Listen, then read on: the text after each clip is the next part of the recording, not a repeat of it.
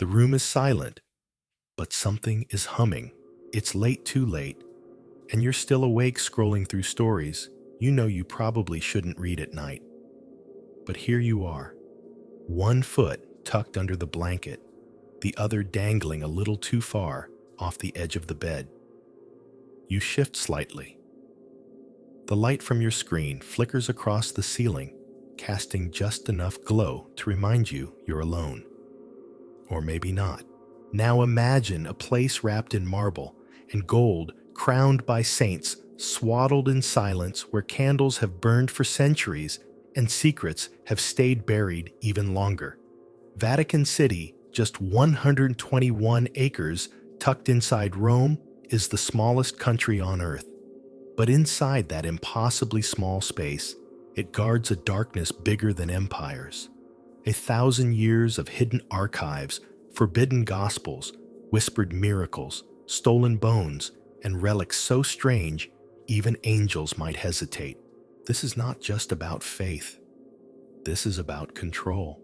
You see, beneath those soaring ceilings and stained glass halos lies a machine.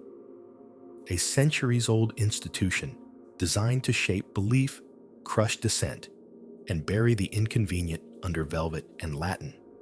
We've been told what to believe. But what do they believe behind closed doors? And more importantly, what are they afraid we'll find out? Some say it's just old books. Others say there are rituals still whispered in the catacombs, that the Vatican holds more than dogma, that it hoards technology prophecy, and maybe even something not entirely human. Sounds like nonsense, right? Then again, why does the world's most powerful religious institution maintain one of the most advanced observatories on Earth? Why does it still employ official exorcists? Why has it rewritten history and then locked the rough drafts in a vault no one is allowed to enter? There's a reason they renamed the Vatican's secret archive the Apostolic Archive. It wasn't to be transparent. It was to sound less suspicious. Because sometimes it's not what you hide, it's what you call it that makes people stop asking questions. So tonight, let's ask the questions they've spent centuries dodging. Let's crack open sealed vaults, slip past Swiss guards, and press our ears against walls that remember things. Let's read the Gospels they erased, follow the money they laundered, and consider the possibility, just a possibility, that the men in white have been guarding something far darker than sin. Because if even half the whispers are true, the Vatican isn't just the keeper of spiritual truth. It may also be the gatekeeper of secrets that could rewrite history, religion, and everything in between. So, before you get comfortable, take a moment to like the video and subscribe, but only if you really like what I'm doing here. And hey, drop your location and your local time in the comments. Let's map this global cult of curiosity. Midnight in Manila, 3:07 a.m. in Tucson. I want to know who's wandering the halls of forbidden history with me tonight. Now turn off the lights, maybe turn on the fan for some soothing noise, and let's get started on tonight's journey together. The Vatican Apostolic Archive doesn't advertise itself. No gift shop, no tour groups, no Instagram reels showing off its inner sanctum. Just a massive bronze door tucked behind Vatican walls, guarded by silence and thick stone, and beyond that, 53 miles of shelving. That's right, shelving. Enough to stretch twice the length of Manhattan. All hidden, all real, all behind lock and key. You step closer, hypothetically of course, and try the handle. Doesn't budge, doesn't even wiggle. Because this place wasn't designed to welcome the curious. It was designed to contain. The Vatican insists there's nothing to see. Just old papers, papal decrees, dusty letters about theological squabbles, bureaucratic afterthoughts of 1,000 years of pontiffs doing their sacred paperwork. But that's the story they tell us. Behind that story, layered like sediment in a spiritual excavation, lie the questions that don't get answered. What kind of information needs this much protection? Why do only a handful of scholars get access each year after months of vetting, and even then only to pre-approved documents? Why did Malachi Martin, a former Vatican insider turned whistleblower, claim the archives held proof of apocalyptic prophecies and pre-human civilizations? Why did he die under mysterious circumstances shortly after saying so? And what exactly are they hiding from us? Let's rewind. The Vatican Archive was once called the Archivum Secretum, Apostolicum Vaticanum. In Latin, secretum didn't mean secret, not exactly. It meant private. But after centuries of suspicion and conspiracy theories, the Vatican rebranded. Same locks, softer name, still sealed tighter than a tomb in the Valley of the Kings. Scholars and theorists alike have long speculated about what lies inside. Ancient maps, perhaps, that show Antarctica without ice created centuries before satellites.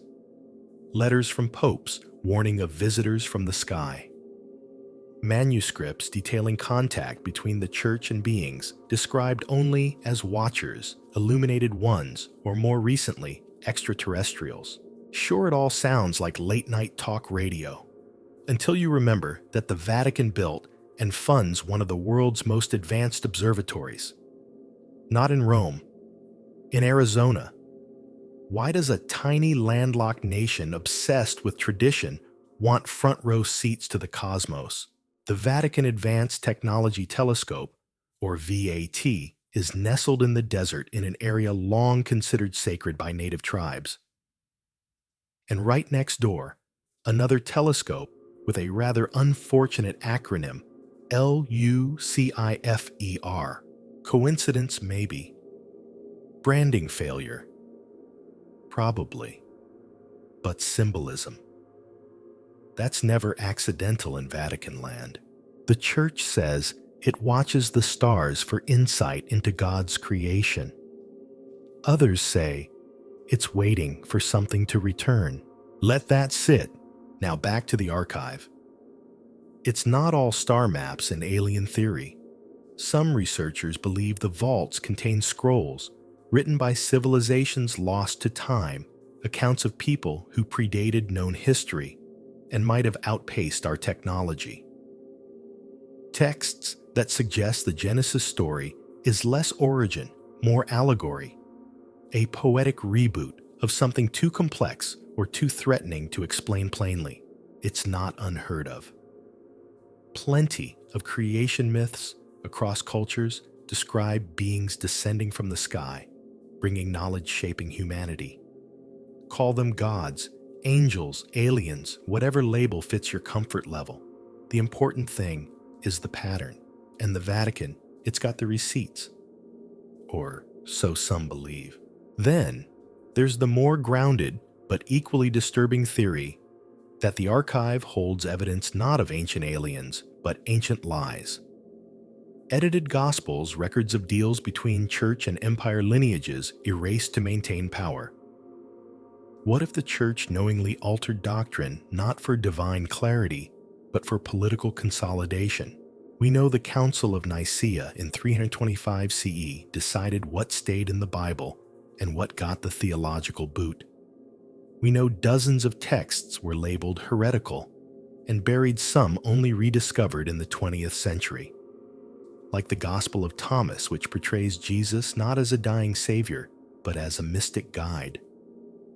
Or the Gospel of Mary, where Mary Magdalene isn't a prostitute but a prophet.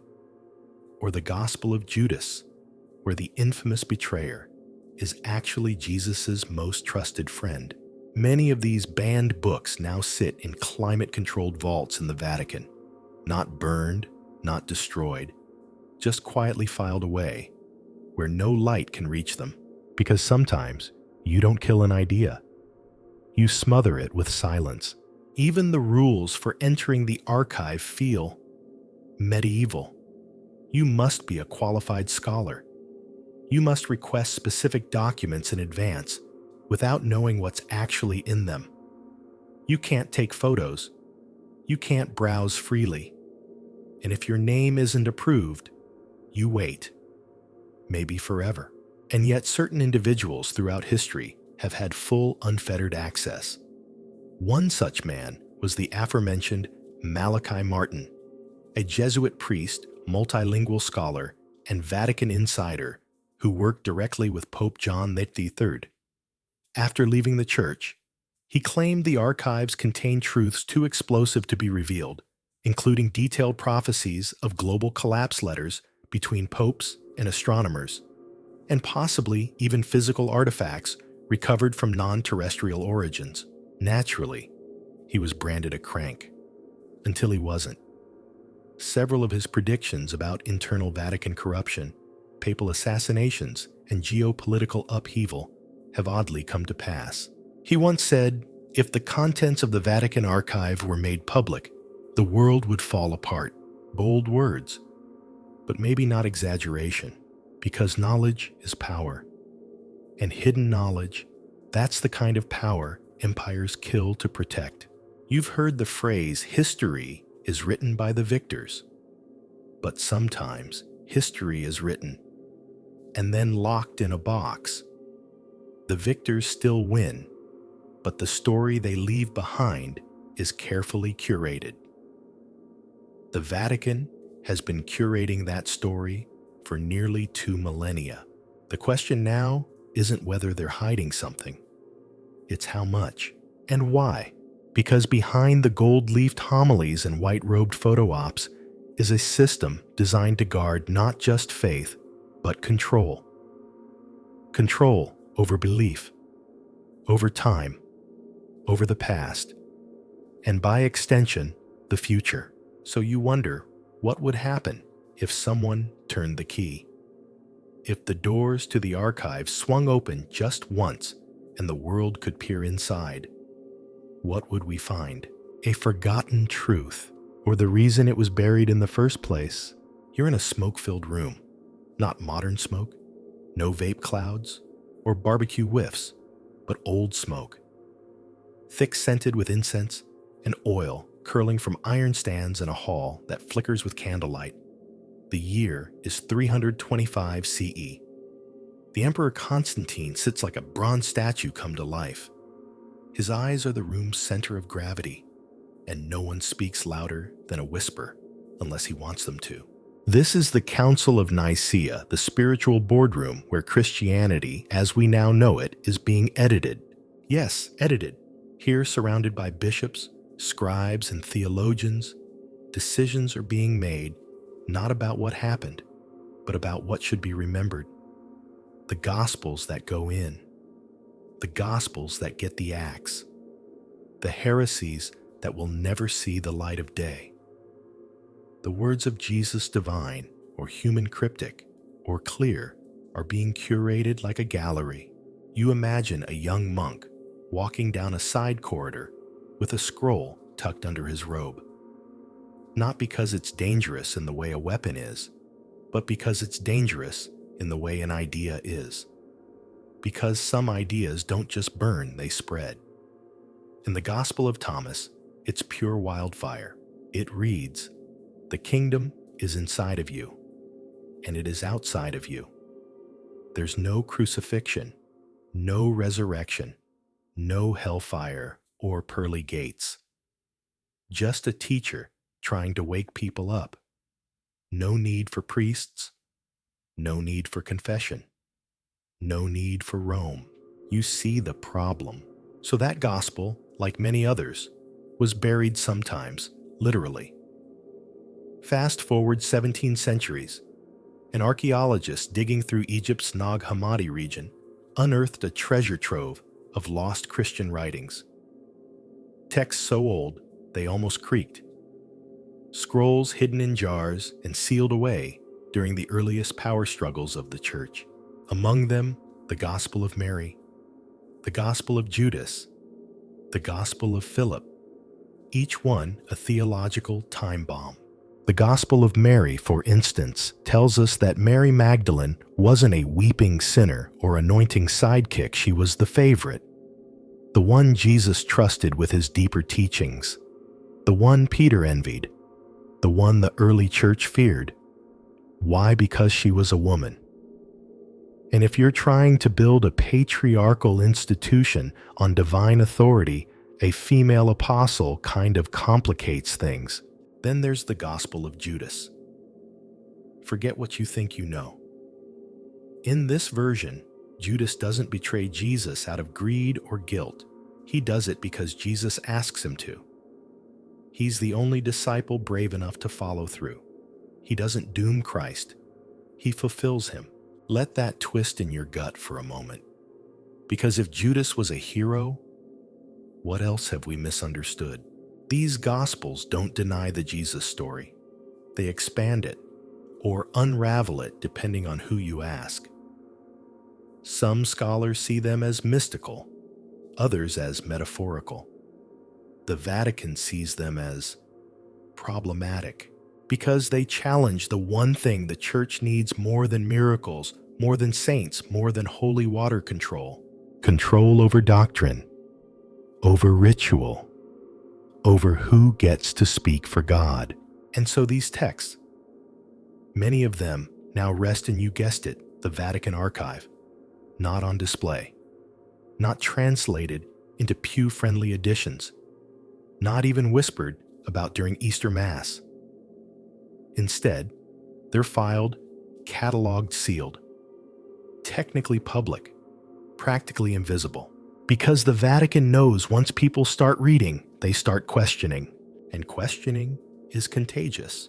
Take the Gospel of Philip, which casually drops the line that Jesus used to kiss Mary Magdalene often on the mouth. Now, context matters, translations vary, and ancient languages are fuzzy like that, but still. That's not the Sunday school version. Imagine that sermon. Please open your Bibles to the part where Jesus was possibly married, potentially intimate, and most definitely not celibate.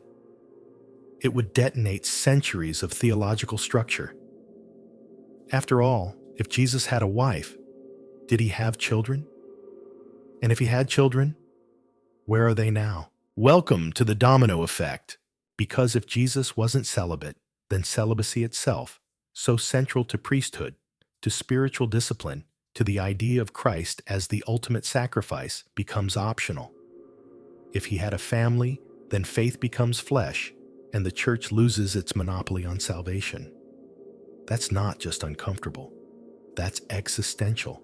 The church's response, complex. They acknowledge the lost gospels. They even publish them selectively academically with heavy disclaimers. But they don't teach them. They don't preach them.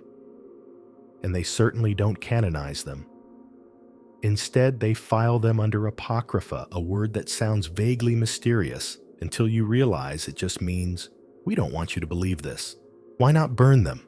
Why not destroy them entirely? Because that makes martyrs of manuscripts. And martyrs are powerful. Better to contain, to obscure, to control the narrative. So these Gospels survive, but in the shadows. And here's the twist.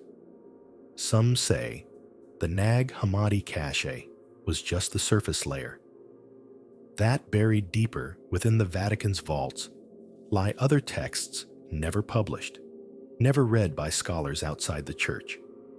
One rumored gospel allegedly follows Jesus east to India, where he studies with mystics absorbing teachings that sound suspiciously Buddhist or Zoroastrian. Another text, according to a whisper from a now-vanished Jesuit archivist, describes a wedding ceremony between Jesus and Mary Magdalene. Possibly symbolic, possibly not. But either way, it challenges the entire blueprint of modern Christianity. Because if Jesus wasn't just divine, but fully human, with the loves and losses that come with that, then the idea of him as an unattainable perfect God begins to collapse. and the Vatican can't afford collapse.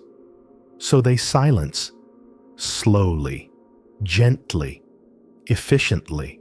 But the truth has a nasty habit of resurfacing, especially in desert jars and dusty scrolls. And once it's out, once a person sees that Jesus may have been a revolutionary, a mystic, a lover, a father, it's hard to go back to pews and predictable prayers.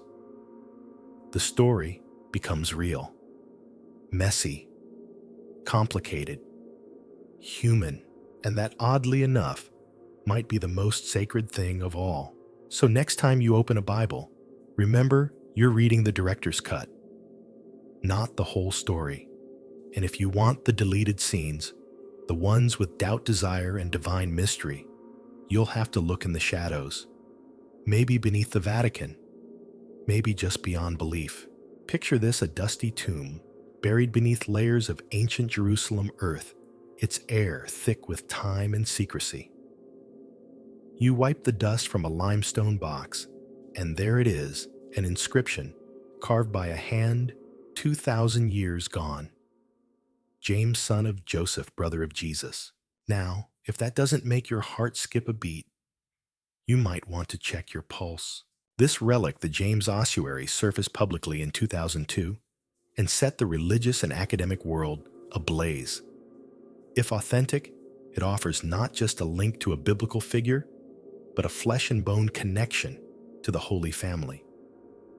Jesus, the man, had a brother, which means Jesus might not have been an only child, which means, well, things start to unravel, and the Vatican strangely silent, not elated, not celebratory, just tight-lipped and uncomfortable.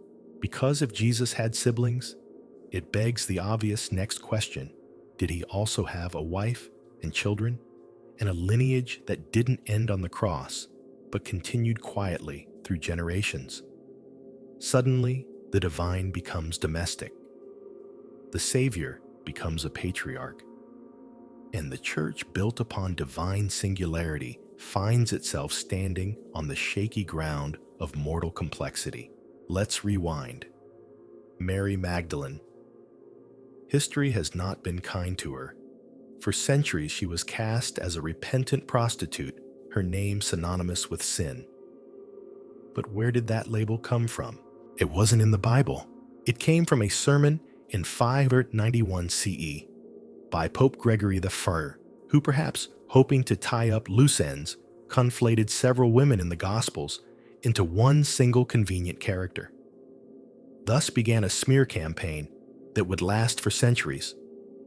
A woman with deep spiritual insight, a loyal follower of Christ, possibly even the first witness to the resurrection, reduced to a trope. But why? Because Mary Magdalene was dangerous. She was close to Jesus, too close. According to the Gospel of Mary, a text buried, banned, and rediscovered in a desert cave, she understood teachings that Peter and the others did not. Jesus trusted her, defended her, shared things with her that he didn't share with the men. That kind of intimacy threatens hierarchies, and if that intimacy was more than spiritual, well then, you've got a theological earthquake. Some of the so-called heretical texts, now gathering dust in climate-controlled Vatican vaults, describe their relationship in language that's undeniably personal. There are kisses, arguments, shared secrets, a marriage maybe. The implications, monumental, because if Jesus and Mary Magdalene were husband and wife, and if she bore his children, then what we're talking about is not just an alternate biography of Jesus. We're talking about a bloodline, a holy family that didn't vanish into clouds and scripture, but continued quietly across continents and centuries. Now, imagine that story making its way through history, whispered through the corridors of Gnostic sects, immortalized in Templar symbols, buried in French cathedrals. Some believe that Mary fled Jerusalem after the crucifixion pregnant, and in danger, protected by Jesus' uncle Joseph of Arimathea. She may have sailed across the Mediterranean, finally settling in southern France. Sound familiar? Yes. This is where the Da Vinci Code enters the chat. But here's the thing, before Dan Brown turned it into a best-selling thriller, this theory had already been circling for centuries. Esoteric groups, apocryphal texts, and entire secret societies have long believed that the descendants of Jesus walk among us. That the Holy Grail isn't a cup at all, it's a womb, a bloodline, a legacy. And if that's true, it's not just theology that's threatened, it's power. Because the Catholic Church isn't just a belief system, it's a monarchy of sorts, built not on blood, but on divine appointment. The Pope is considered the vicar of Christ, not his heir, but his earthly representative. But if Christ had actual heirs, real descendants, then what happens to that chain of authority? You see the problem. A bloodline turns theology into genealogy. It recenters the divine from the altar to the ancestry. And you better believe the Vatican has considered this possibility quietly, anxiously, meticulously. There are rumors persistent, whispered, always denied, that the Apostolic Archive contains documents tracing this lineage. That early church scribes recorded the names, births, and marriages of Jesus' supposed descendants before hiding them away. That secret factions within the church either protected this family line or worked tirelessly to erase it. Some even believe the church funded witch hunts, crusades, and inquisitions not just to enforce doctrine, but to obliterate bloodlines. A holy purge disguised as moral cleansing. Names changed, families relocated, evidence destroyed. Is it true? Hard to say, but the silence speaks volumes, because if none of it were true, the Vatican could simply open the archive and say, "Here, look, nothing to see." But instead, it keeps the doors sealed, access denied, questions unanswered. And so the theories grow. The Priory of Sion, the Knights Templar, Opus Dei. All names tied to whispered missions of protection, preservation, or persecution of the bloodline. Some say the church has used these groups to track the descendants. Others say they've been quietly guiding world events, shielding a family whose very existence could collapse the Vatican's authority. But maybe the most haunting question of all is this: what happens if someone comes forward? What if a person armed with a genealogical record, a relic, even a DNA test, makes a legitimate claim to be the direct descendant of Jesus Christ? What then? Would the church deny it? Discredit them? Silence them? Would they try to co-opt it? Twist the story into a miracle, a sign of the end times? Or would they panic? Because at the core of this theory is something simple, terrifying, and profoundly human: the idea that the divine was never meant to be locked in stone or scripture, but to live, breathe, and continue. That holiness can be inherited. That legacy doesn't end with crucifixion. And maybe that's what the church fears most: not heresy, but relevance. Because a living descendant means a living truth. And living truths can't be controlled with doctrine. They can't be crucified, canonized, or sealed in vaults. They walk. They speak. They remind the world that the divine isn't always distant.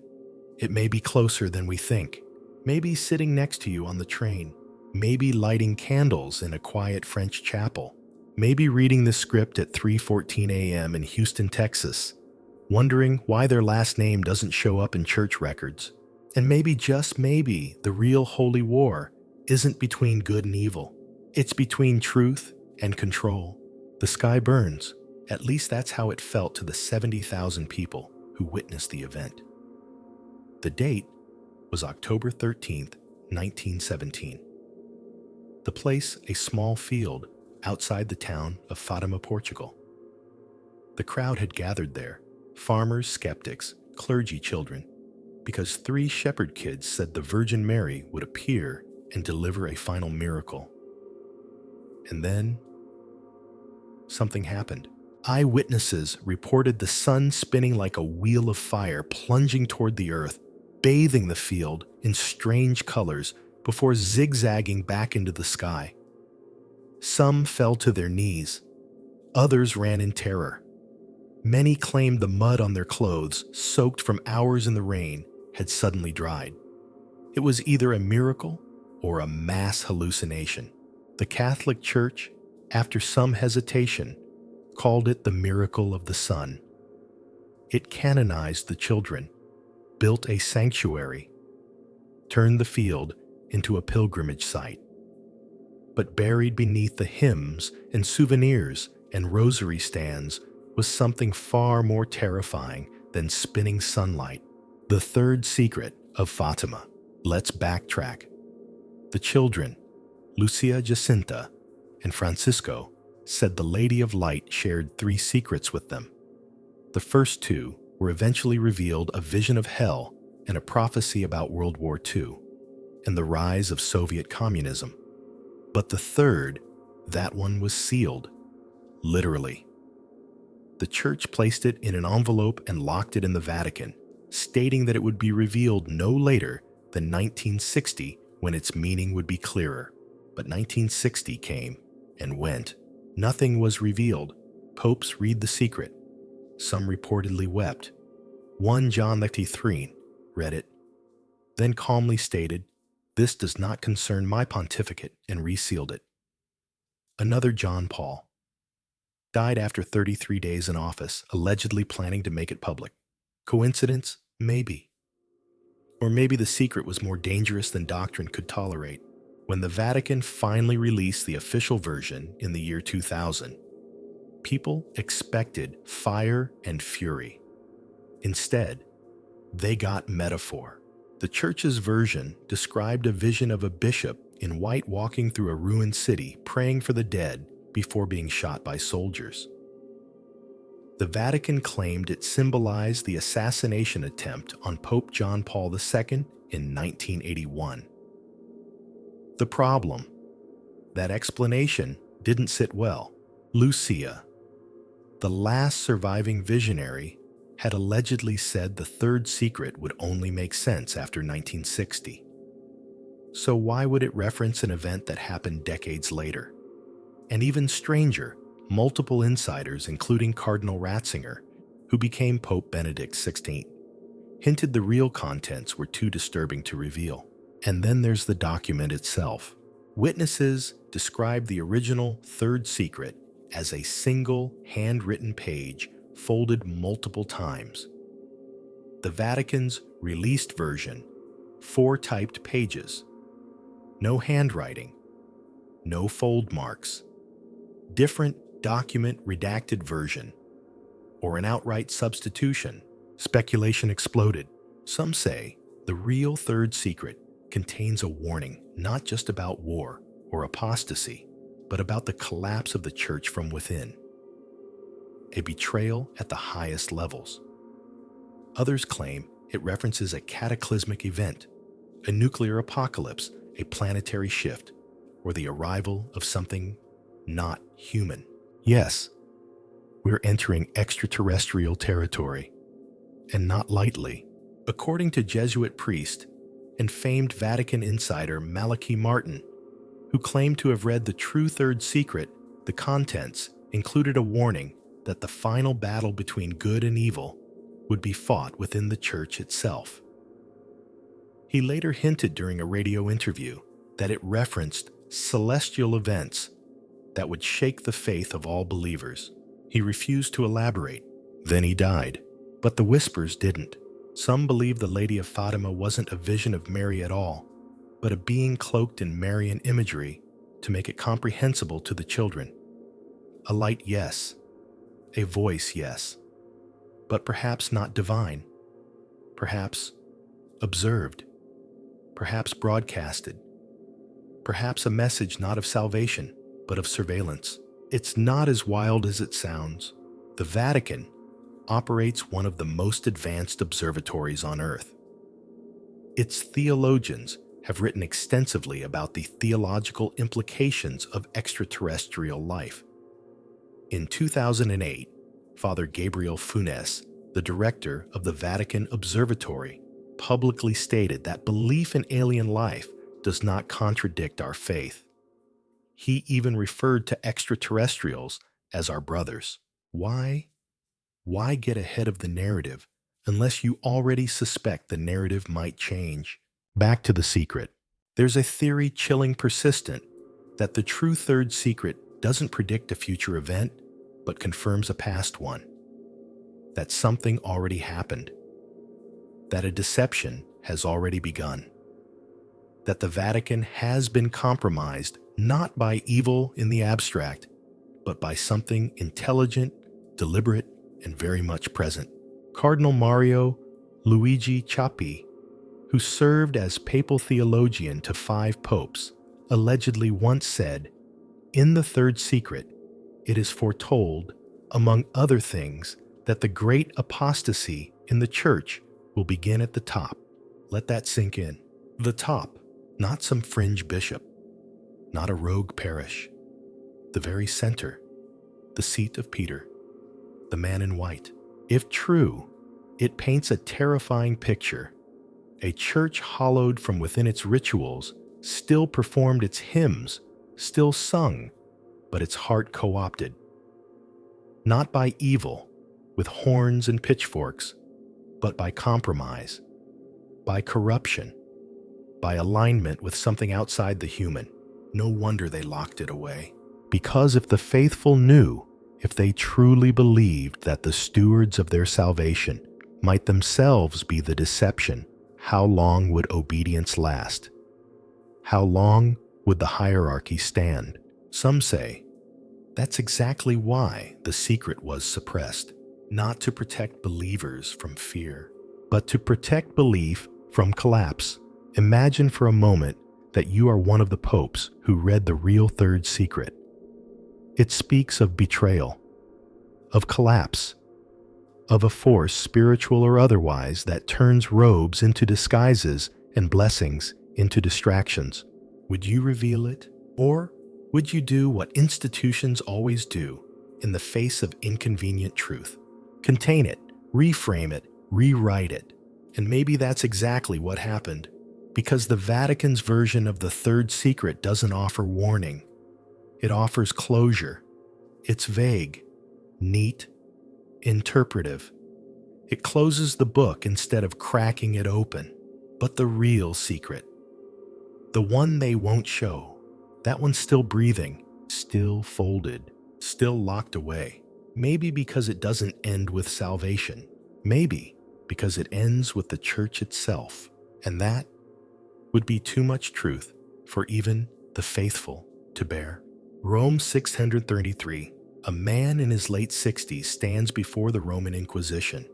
He stooped his hands, trembling not from age, but from what's about to be asked of him. His name is Galileo Galilei, and his crime, suggesting something we now take for granted, that the earth moves.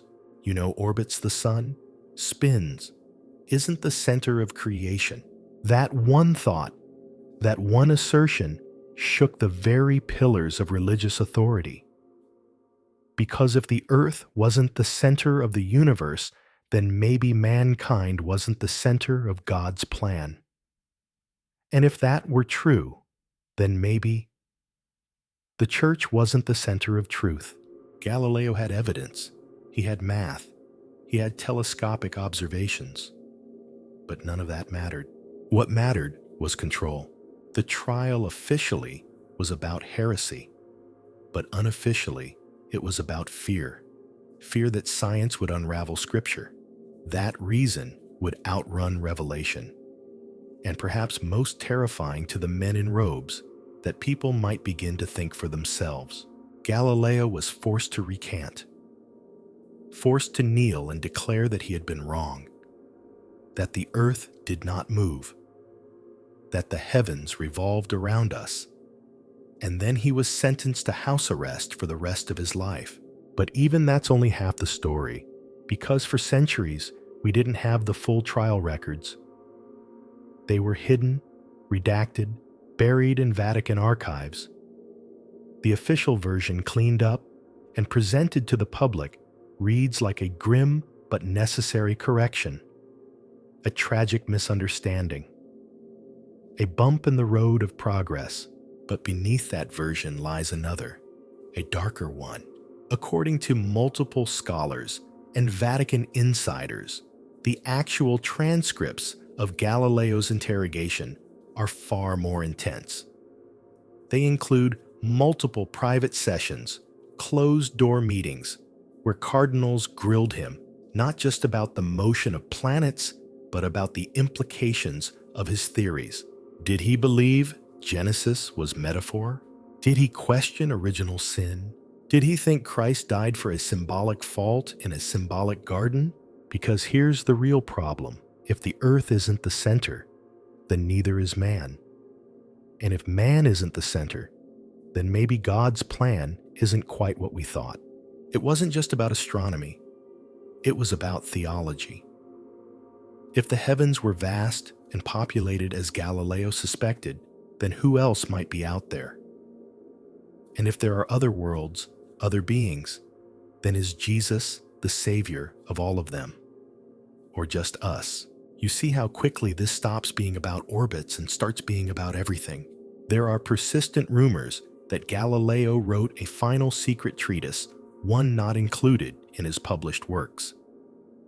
A manuscript composed while under house arrest, smuggled out in fragments passed between trusted students and allies. It allegedly explores the cosmological implications of heliocentrism on faith. It proposes a universe far older, far vaster, and far less human-centered than church doctrine could tolerate. Some say that manuscript, or pieces of it, now resides in the Apostolic Archive. The Church has never confirmed this, but they have admitted quietly that there are documents related to Galileo's trial that remain classified. They include correspondence between cardinals, personal notes, possibly transcripts that never made it into the official record. Why? Because they're not just history, they're evidence. Evidence that the Church knew the truth, that it feared the truth, that it punished the truth, and then tried to erase the man who dared to speak it. Let's talk about torture. The official Vatican position is that Galileo was never physically tortured, just shown the instruments as a kind of theatrical threat. But some believe that's a sanitized version, that there were forms of coercion, sleep deprivation, psychological torment, prolonged isolation used to break his will. It worked. He recanted. He lived. But the truth he discovered was shackled. Galileo is often celebrated now as a martyr of science. But even in his so-called freedom, he was silenced. His works were banned. His name became radioactive. And it wasn't until 1992, 359 years later, that the Vatican formally acknowledged its error. But even then, they didn't release the full documents. Because what else might be in them? Maybe letters revealing the true stakes of the debate. Maybe not just fear of astronomy, but of what astronomy might uncover. New worlds, other life, a universe not governed by papal decree. There's a theory that Galileo believed we weren't alone. He observed strange lights on the moon, described moving stars, satellites, perhaps. He speculated about celestial bodies with their own systems, their own laws. And if he saw more than he let on, if he confided those thoughts to colleagues or in his writings, then the Church would have every reason to bury them. Because in the 1600s, a spinning Earth was heresy, but intelligent life beyond Earth, that was blasphemy with a telescope. Some historians have noted peculiar gaps in the Vatican's public records from this era. Months with no documentation, memos with pages missing, entire letters referenced in other documents that have vanished. Where did they go? Into the fire? Or into the archive? Maybe both. And if that seems paranoid, consider this: the Vatican has a documented history of controlling information. It ran the Index Librorum Prohibitorum, the list of forbidden books, for over 400 years. Books weren't just discouraged. They were banned, burned, suppressed. Galileo's dialogue concerning the two chief world systems was one of them, banned until the 19th century.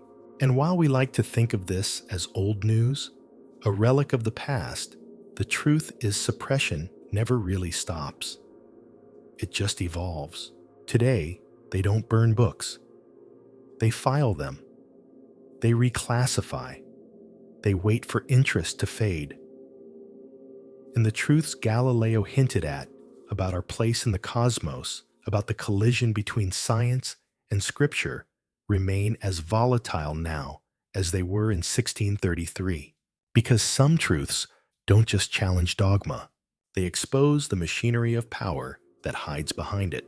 So next time someone says, the church and science are no longer at odds, remember this: it took 4 centuries to admit Galileo was right. And they still haven't told us everything, because in the end, this wasn't just about the motion of planets. It was about who gets to say what moves and who stays still. A spear. That's where we are now. Not a scroll. Not a dusty manuscript. A spear. More precisely, the spear. The spear of destiny. The holy lance. The weapon that, according to legend, pierced the side of Jesus as he hung crucified, nailed to wood, surrounded by dust and Roman brutality. The moment the blood and water spilled from his side, that spear stopped being just a tool of death. It became something else. Something divine. Or cursed. Or both. The Vatican would prefer you not ask about it. Officially, they acknowledge fragments of a lance believed to be associated with Christ. Bits and pieces housed in churches across Europe, Vienna, Krakow, Paris. But none of them, they say, are proven. None of them, they assure us, are sacred relics with supernatural power. Just devotional artifacts. Symbolic. But behind the incense and diplomatic courtesy, there are whispers that one particular spear, the real one, never made it into a museum. It vanished from public record sometime after World War II and resurfaced, not in a cathedral, but deep beneath Vatican stone, locked in a vault no priest would speak of. Let's back up. The Holy Lance first enters Christian lore via the Gospel of John. A Roman centurion, later named Longinus in tradition, thrusts a spear into Christ's side to confirm death. Out flows blood and water, an image so central to church symbolism, it's practically liturgy. But the spear itself, that object, became the stuff of legend. Over the centuries, the spear was said to have passed from empire to empire. Charlemagne carried it into battle. Frederick Barbarossa did too. Napoleon tried to get it, but failed. Then in 1938, during the annexation of Austria, another man took possession of it, Adolf Hitler. The story goes that Hitler believed the spear gave its holder divine power, that as long as he possessed it, he could not be defeated. He reportedly had it moved to Nuremberg for safekeeping. And then, just hours after the Allies seized it in 1945, Hitler committed suicide. Coincidence? Maybe. But it gets stranger. According to some accounts, the spear was not returned to public hands. It was quietly acquired by the Vatican, smuggled, buried, not out of reverence, but out of fear. Because this relic doesn't just symbolize sacrifice, it symbolizes control. And control is the one thing the church values even more than faith.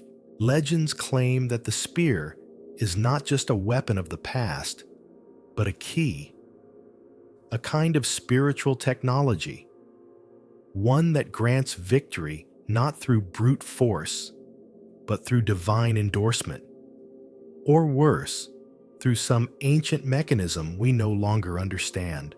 Some say it's a beacon, others a lock, a trigger for something still asleep. You might scoff until you realize how seriously people have taken it. Leaders, conquerors, generals. And now, maybe a quiet corridor deep in the Vatican, where men in red hats pray not for salvation, but containment. According to a former Swiss guard who spoke anonymously to an Italian journalist in 1989, there's a sealed chamber beneath the Apostolic Palace that requires biometric clearance, a rotating security team, and double-blind access. He never said what was inside, only that he had seen an object wrapped in lead, kept at a temperature far below freezing, and surrounded by symbols he didn't understand. He called it the cold room, and it wasn't just the temperature. Let's talk about relic containment. The Vatican, for all its public pageantry, maintains incredibly tight control over its most powerful objects.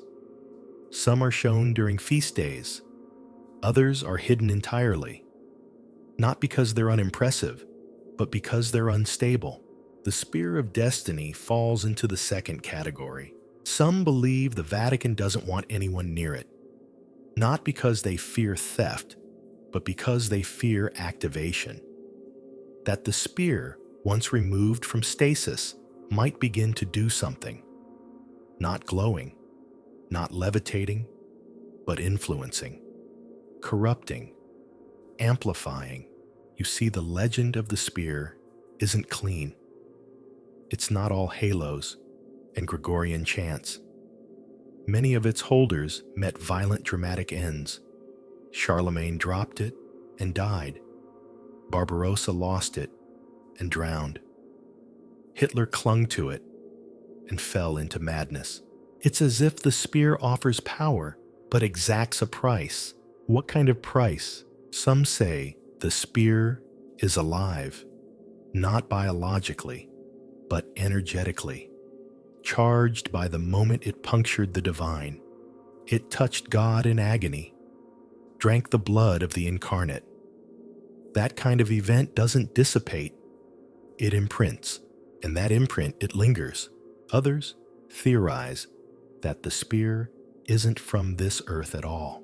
Now we're spiraling into the fringe, but stay with me. A group of rogue scholars, one, a defrocked Jesuit, another, a physicist, once claimed that tests run on an unnamed metallic artifact in Vatican possession returned anomalous isotope ratios. In other words, the metal wasn't consistent with anything naturally found on Earth. Their findings were, of course, never published. The physicist recanted. The Jesuit disappeared.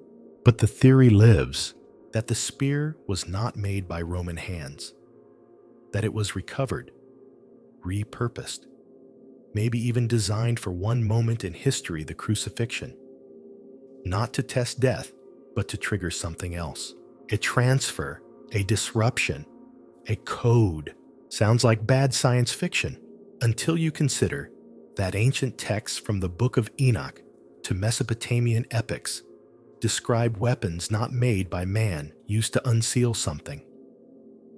And in some rare Christian apocrypha, the spear is said to divide the flesh and the veil, not just the body of Christ, but the boundary between worlds. Let that linger. Now step back. Why would the Vatican want such an object? Because if the spear is real, if its power is even partly true, then it cannot fall into the wrong hands. Not political, not spiritual, not even faithful. It must be locked away, forgotten, muffled under centuries of incense and denial. But maybe that's the mistake, because the spear is still here, still humming in the dark. And maybe it's not waiting to be used. Maybe it's waiting to be remembered, because a weapon that once pierced the side of God doesn't stop being dangerous just because we stop believing in it. In fact, that might be exactly when it starts to wake up. Step into the Vatican Bank. Not physically, of course, unless you're a high-ranking cleric, a trusted operative, or say a ghost. But imagine it. Behind the whitewashed stone, past the guards in Renaissance cosplay, and the corridors smelling faintly of incense and linen, sits one of the most impenetrable financial institutions on Earth. Its real name, the Institute for the Works of Religion. Sounds pious, doesn't it? But behind the name, beneath the rosary-wrapped branding, lies a murky underworld of laundering secrets, mafia ties, and sudden deaths. This isn't your grandmother's parish donation plate. This is global finance dressed in holy robes, and for decades it has been dirty. Filthy, in fact. Washed only by prayer and offshore shell companies. Let's start with the obvious. The Vatican Bank has no shareholders. It answers to no government. It doesn't belong to the Italian financial system, nor does it fully submit to international regulators. It is a sovereign bank wrapped in diplomatic immunity, accountable to only one entity, the Pope. Now picture what you could do with a bank like that. No audits, no disclosures, no outside eyes, just vaults, wires, and a blessing. Welcome to God's laundry room. The Vatican Bank was created in 1942 by Pope Pius XIII. The official reason to handle the Church's financial activities more efficiently. The unofficial one, to centralize power and build a financial buffer amid the chaos of World War II. The timing was interesting because just a few years later, billions of dollars in Nazi-looted gold started flowing through Europe.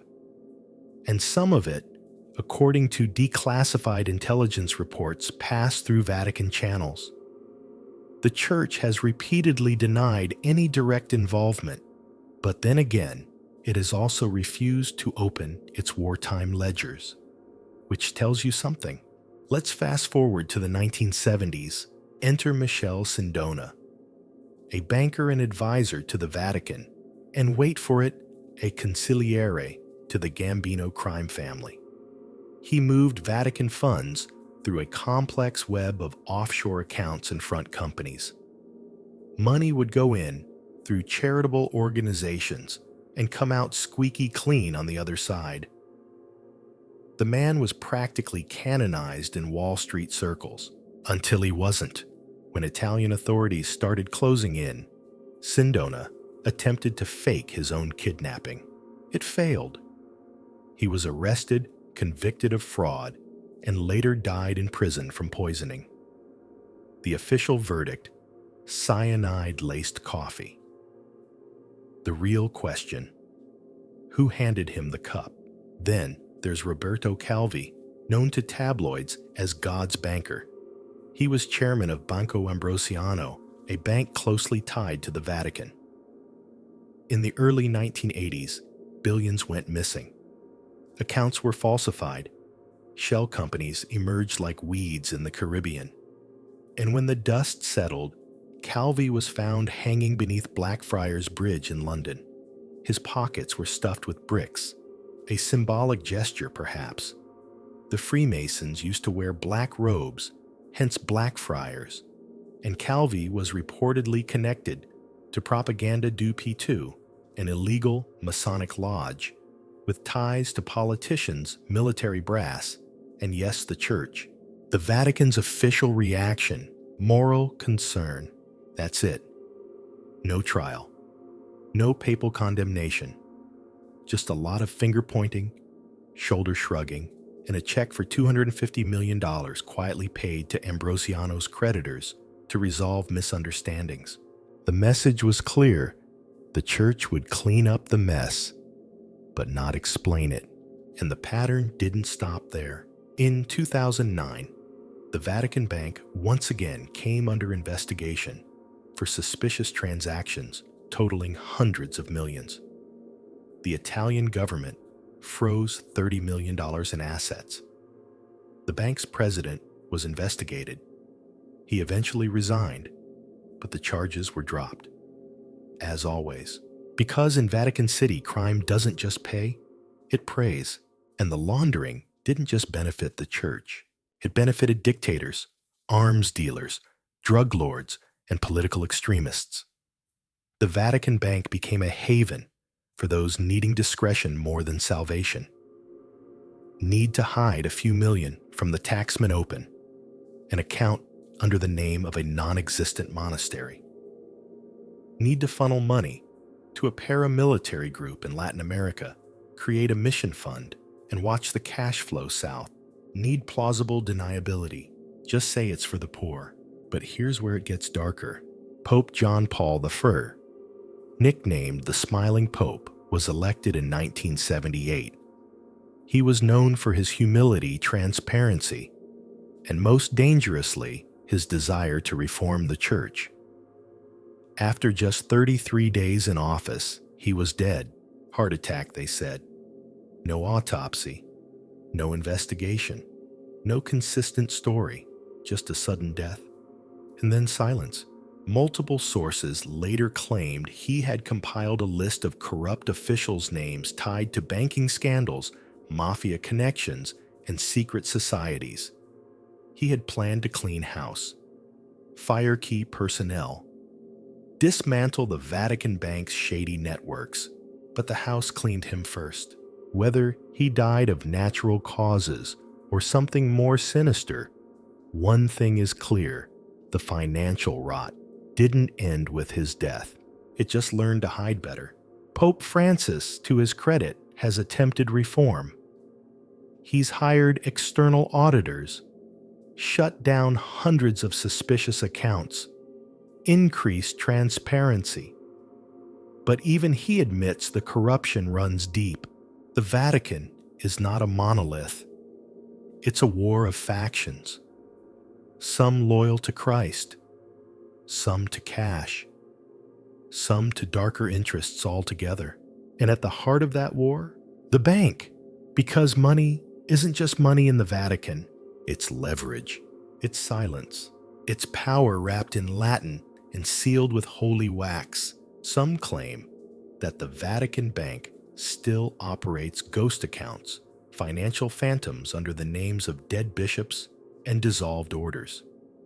Accounts that move millions with no paper trail. And every now and then, a scandal breaks through the veil, but never enough to collapse the institution. Just enough to remind us the system is alive and it knows how to defend itself. So what happens when the holiest institutions in the world runs a shadow economy?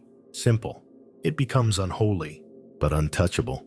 So the next time you drop a few dollars into a church collection plate, just remember, not every coin clinks into a poor box. Some echo into vaults far deeper than you can imagine. Vaults guarded not by angels, but by accountants in cassocks, and men who smile in public and write silence in ledgers. The Vatican doesn't need a gun to be dangerous. It has a bank, and that's much scarier. Let's talk about ghosts, not the kind that rattle chains in abandoned abbeys, but the financial kind. The ones with account numbers instead of names, whispers instead of signatures, specters of power that drift through spreadsheets and vanish just before regulators arrive. Welcome to the Vatican's hidden economy, its secret accounts. We're not talking about standard bookkeeping here, not even creative accounting. This is something altogether different, something darker. A ledger that doesn't appear on annual reports. A vault no one will ever tour. A web of offshore havens coded names and funds that slip between borders. like incense smoke through marble columns. The Vatican Bank, more formally, the Institute for the Works of Religion, operates like no other financial institution on earth. It exists within a sovereign city-state immune to Italian and international jurisdiction. It doesn't answer to the EU. It doesn't submit to the UN. It doesn't even have to publish a full balance sheet. And that makes it the perfect black box. According to multiple whistleblowers and leaked documents over the past few decades, the Vatican Bank has maintained hundreds, perhaps thousands of secret accounts, many under false names or aliases. Some are said to belong to long-dead bishops, others to entirely fictional monastic orders. A few have been traced very tentatively to shell companies registered in countries with the same level of transparency as a brick wall in a power outage. Why go to all this trouble? Because secrecy is currency. If no one can trace your money, no one can trace your intent. Let's rewind to the Cold War. During the ideological chess match between the US and the Soviet Union, the Vatican positioned itself as a spiritual firewall against atheistic communism. But beneath the robes and rhetoric, money flowed. According to declassified CIA records and former intelligence officers' funds were funneled through Vatican channels to support anti-communist movements in Eastern Europe and Latin America. How simple. Charitable accounts would be opened under innocent-sounding names. Mission for the Poor. Order of Eternal Compassion. Then millions would be quietly deposited. Some went to seminaries. Some went to resistance groups. Others allegedly ended up in the hands of paramilitary squads and political assassins. All blessed, all sanctified, and all invisible. You see, when a church controls its own bank within a sovereign country, and when that church has diplomatic immunity, you've created a loophole the size of the Holy See. Even today, according to reports by the European Moneyval Committee, the Vatican remains a high-risk jurisdiction for money laundering. Efforts have been made to clean things up, but the deeper you dig, the more fog you find. In 2012, an internal whistleblower claimed that over 1,000 secret accounts existed within the Vatican Bank. Many of them, he said, were used to hide personal fortunes, transfer illicit funds, and cover up scandals too sensitive to survive public scrutiny. When asked how this was possible, he reportedly answered, "Because the numbers don't have names, and the names don't have faces." Chilling, but also efficient. Because these accounts don't just exist to hide money, they exist to leverage people. Think about it. If you're a high-ranking cleric with an account in your name holding several $1,000,000, untaxed, untraceable, you are owned. You can be silenced, coerced, exiled. If you're a politician receiving quiet donations from the church via an offshore entity, how loudly are you going to oppose Vatican policy? And if you're a criminal, a dictator, a trafficker, a financier of war, we're better to park your cash than a bank. Immune from subpoenas, the Vatican offers sanctified invisibility. A laundering machine with holy water spritzed on the ledger. Some believe these accounts have funded more than politics, that they've been used to finance covert research, media manipulation, and even black operations. There are rumors persistent, though unproven, that Vatican-linked shell companies have quietly funded controversial psychological studies, crowd control technologies, and surveillance tools. Not for profit, for influence, because money doesn't just buy silence, it buys narrative. Imagine this: a Vatican account funds a media company in Europe. That media company releases subtle, doctrinally aligned content. Sermons as satire, theology as trend. Over time, the culture shifts. People stop asking questions. Faith becomes fashion. Doubt becomes a fringe. Now scale that globally.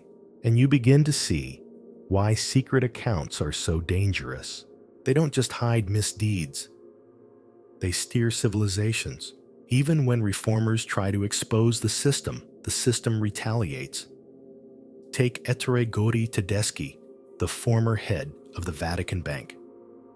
He was ousted in 2012 after allegedly cooperating with Italian authorities investigating shady transactions.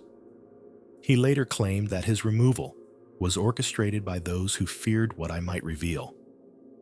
What he might reveal. That's all it took. He didn't go to prison. He wasn't excommunicated. He simply disappeared into polite silence. Because that's how the Vatican handles financial dissent. Not with fire and brimstone. With redirection, reassignment, disappearance by diplomacy. And still, the ghost accounts remain. A few get closed. A few get renamed. But most, they just keep moving. Money flows like grace quietly, without borders. So what happens when a church tasked with spiritual salvation becomes the world's most discreet vault? When a bank wrapped in robes becomes the custodian of not just sin, but secrets? You get a system no one can penetrate, a power no one can vote out, a network that doesn't answer questions because it doesn't have to. And here's the twist. Many of these accounts aren't hiding evil. They're hiding inconvenience. A cardinal's private property in Malta. A bishop's quiet retirement fund. A political donation that skipped the ethics committee. In a system this vast, not everything is apocalyptic. But that's the trick. Hide the devil in the details, and the angels stop asking questions. Because in the Vatican, transparency isn't the absence of sin, it's the illusion of virtue. So next time you hear about Vatican gold, or secret bank accounts, or lost millions drifting through limbo, remember, those aren't myths. They're just things we were never meant to see. And maybe the scariest part of all is this. They're still out there, right now, moving silently through the darkness, holy, untouchable, and unseen. Let's follow the money trail a little further, not just into secret accounts or golden vaults, but into the dark spaces where money becomes intent, where transactions aren't about greed, but strategy, where the currency isn't just power, it's consequence. Because if you thought the Vatican's financial secrets ended with offshore ledgers and shady donations, think again. What if the church didn't just hide money? What if it used it to fund operations that were never supposed to be touched by holy hands? Let's begin with an idea so uncomfortable it almost doesn't feel real. That the Vatican has at times used its wealth to manipulate global politics, fuel armed conflicts, and influence the lives of millions, all while cloaked in sanctity. During the Cold War, the Vatican positioned itself as a spiritual bulwark against communism. Preachers railed against godless regimes. Priests blessed resistance fighters. But behind the sermons, something more tangible was moving money. Lots of it. According to investigative reports and declassified files, funds were funneled through the Vatican Bank to support right-wing groups across Latin America. These weren't Sunday schoolers with rosaries. Many were paramilitary squads, some of which would go on to commit massacres, torture, and state-sanctioned terror. In places like El Salvador, Guatemala, and Chile, these movements were often framed as defenders of Catholic values against Marxist threats. But reality told another story. These groups didn't just protect churches. They burned villages, executed teachers, and disappeared dissidents. And Vatican money helped pay for it. The church, of course, has always been careful. It never left fingerprints. The funding was laundered sometimes through charities, sometimes through false seminaries, and sometimes through mission accounts that never built a single chapel. A few $1 million here, a few 100,000 there. Enough to arm a battalion or destabilize a country. Did the Pope sign off on every dollar? Likely not. But did high-ranking clergy know? Yes. And that's where the morality starts to rot. Because it's one thing to pray for peace. It's another to pay for war. And the problem didn't end with communism. In the decades that followed, the same tactics were repurposed. Vatican-linked shell companies helped finance anti-abortion lobbies, anti-LGBTQ+ legislation, and right-wing political movements across Europe, Africa, and the United States. In Italy, the notorious Masonic Lodge Propaganda Due, better known as P2, was uncovered in the 1980s, with a membership list that read like a who's who of political, military, and Vatican insiders. Their goal: to reshape the Italian government into a more authoritarian structure aligned with traditional Catholic values. Funding for P2, some of it allegedly passed through Banco Ambrosiano, the bank tied to the Vatican. And when journalist Mino Pecorelli began investigating P2 and its Vatican ties, he was shot in the mouth on a Roman side street. Message received. Even in the 21st century, money has continued to move in mysterious ways.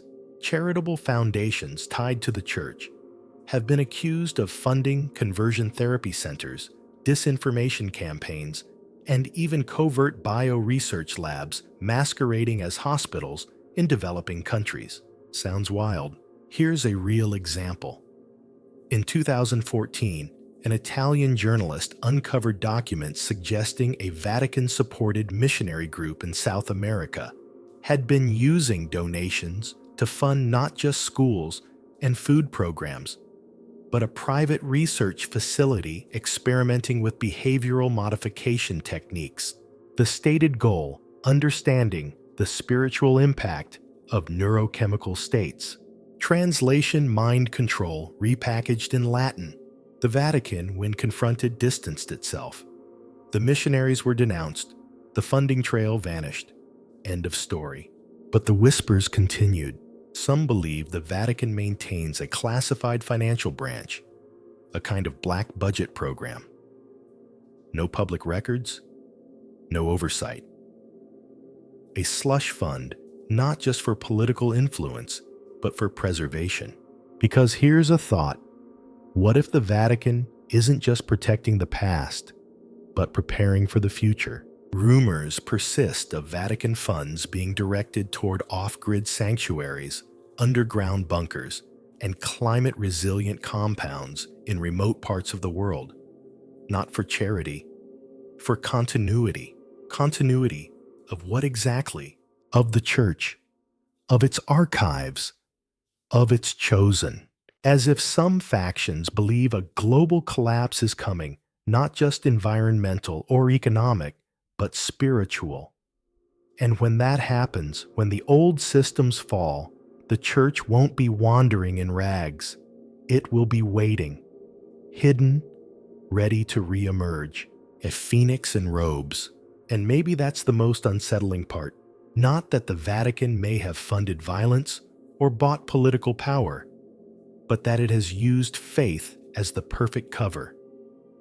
Because when you dress your ambitions, investments, and prayers, who dares to question them? A dollar that flows through a missionary account isn't just money, it's a message. This is for God. But what if God has nothing to do with it?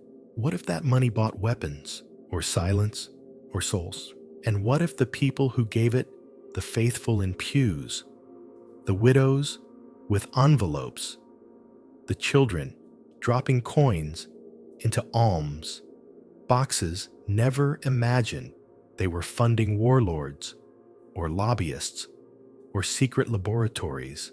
But they did. We did. Because when systems are opaque, when banks are sovereign, and when names vanish behind code phrases and false foundations, anything is possible.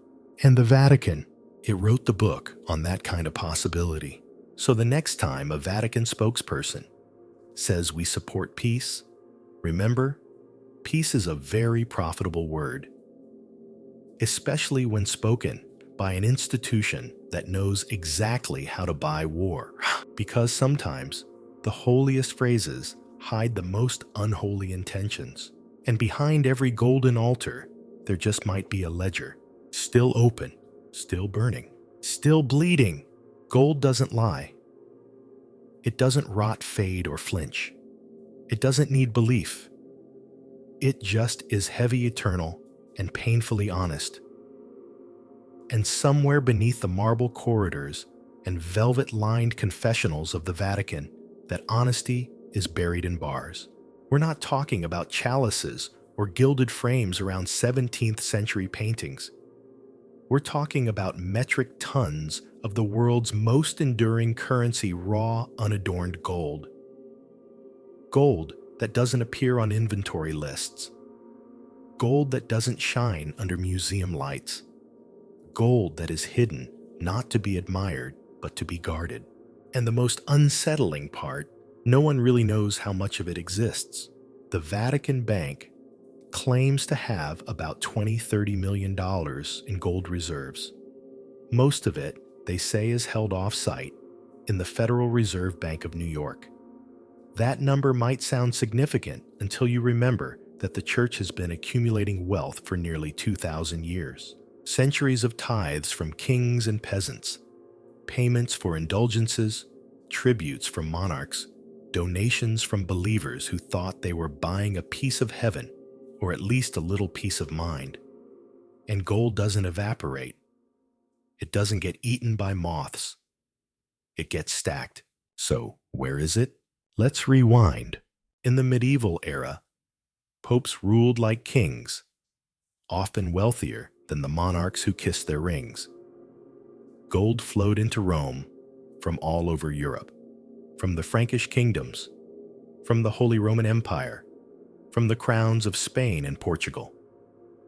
During the Crusades, the church received war chests of treasure, some seized, some donated, some stolen under the banner of piety. And when the plague decimated Europe, guess who still collected the church? Centuries passed, empires rose and fell, but the gold kept coming.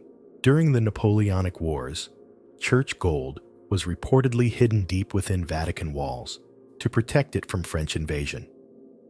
During World War I, more was added, and then, in the aftermath of World War II, things got murky. There's a name for it: black gold, not oil, not metaphor. This was the gold looted by the Nazis, taken from Jewish families, from museums, from governments. Some of it went through Switzerland, some through private banks, and some, according to multiple declassified intelligence reports, passed through the Vatican. Allegedly, the church used its diplomatic immunity to move stolen Nazi assets, shielding them from Allied detection. These claims have never been fully confirmed, but the Vatican has never opened its wartime ledgers either. The International Red Cross has acknowledged Vatican cooperation in post-war relocation efforts, including infamous rat lines that helped Nazi officers escape Europe. If even a fraction of that looted gold ended up in the Vatican's vaults, we're talking about billions, not just in cash value, but in weight, in silence, and consequence. But where do you put that much gold? Enter the vaults. Few outside the inner circle have seen the lower levels of the Vatican. We're not talking about the catacombs tourists stroll through, where popes are buried beneath gentle Latin inscriptions. We're talking about sealed chambers beneath the Apostolic Palace. Vaults built not just for safekeeping, but for concealment. According to testimony from engineers and contractors, most of whom now live very quiet lives, the Vatican possesses climate-controlled, radiation-shielded subterranean vaults. Their official purpose: preservation of documents, and sacred relics. Unofficially, they're Fort Knox with frescoes. One contractor described pallets of lead-wrapped crates. Another spoke of rooms filled with sealed containers bearing no markings at all, except for an occasional inscription in Latin or Aramaic. Could some of those crates contain gold?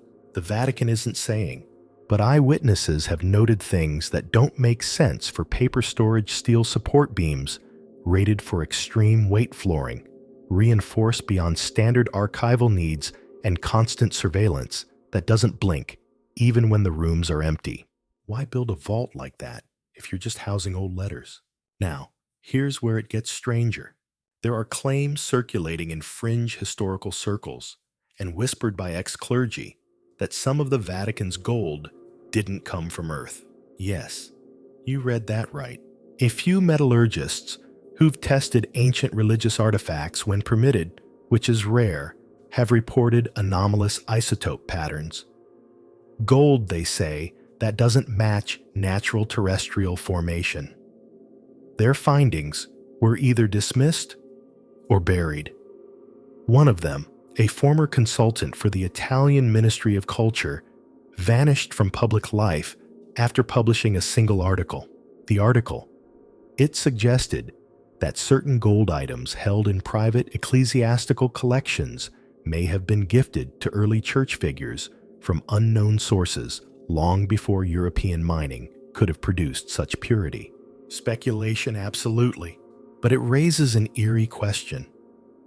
What if the church isn't just hiding its gold because of where it came from? What if it's hiding it because of what it is? There are stories, always stories, of gold objects that aren't inert. Gold that vibrates, that emits low-frequency sounds when Gregorian chant is played. Gold that feels warm, even in cold rooms. Superstition, maybe. But when security guards report discomfort near certain vaults, headaches, nausea, paranoia, it stops feeling like fiction. What if some of that gold isn't just wealth? What if it's evidence? Evidence of contact, of covenant, of something far older than Rome? Because gold has always had a connection to divinity. Across civilizations from Egypt to Mesopotamia to the Inca, gold was the metal of the gods. Not for buying, for worship, for ritual. What if the Vatican knows why? What if it's been collecting gold not for value, but for what it can do? Some believe the gold is part of a long-game strategy, a kind of divine doomsday fund. In case of economic collapse, church officials could quietly liquidate assets, reassert financial dominance, and become the stabilizing force for a fractured world. Others believe it's even darker. That gold is being used to shield certain artifacts, that it acts as a containment field for objects too powerful or too dangerous to be stored unguarded. If true, then beneath the Vatican lie not just the spoils of centuries, but keys. Keys to mysteries buried by time, shielded by scripture, and softened by centuries of incense. And if that's the case, then the Vatican's vaults aren't just a treasury. They're a sarcophagus, a holy tomb for truths too heavy to face. So the next time someone says, the church shouldn't be so rich, remember, wealth isn't just about spending. It's about silence. And gold. Gold is the loudest silence there is. Time is slippery inside the Vatican. Step through its gates, and you're not in a city, you're in a sanctified time machine.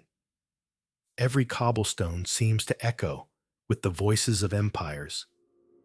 Every hallway is heavy with centuries. But the real magic, the real mystery lies in a question no one dares to ask aloud. What if the church isn't the beginning of the story? What if it's just the latest chapter? The Catholic Church officially dates its origin to around 33 CE with the crucifixion and resurrection of Jesus. But over time, that timeline begins to wrinkle. Scratch the surface of Christian symbolism, architecture, and ritual, and you'll find fingerprints that are well older. Much older. Let's talk about borrowed gods. Take the figure of Mary, Mother of Jesus. Compassionate, radiant, often depicted in blue robes, arms open in a gesture of cosmic embrace. Now compare her to Isis, the Egyptian goddess mother of Horus, often shown nursing her divine child, veiled in similar fashion.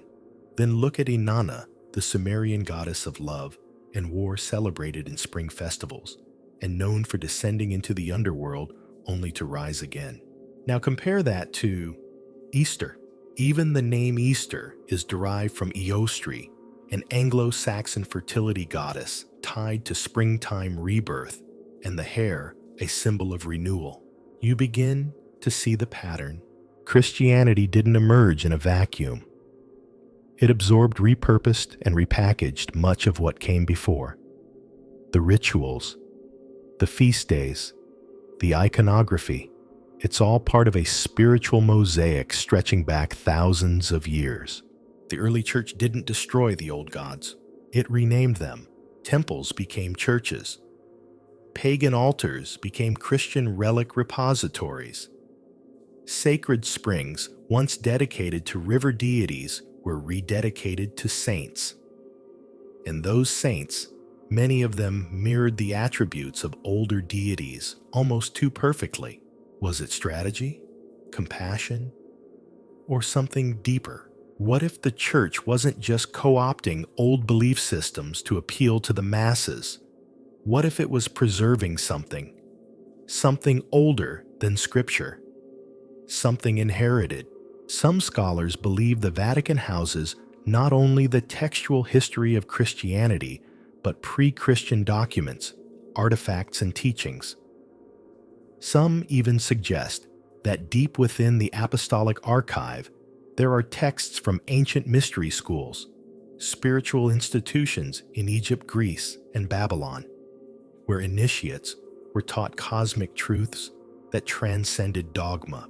In the Eleusinian mysteries of ancient Greece, participants took part in secret rites centered on death and rebirth.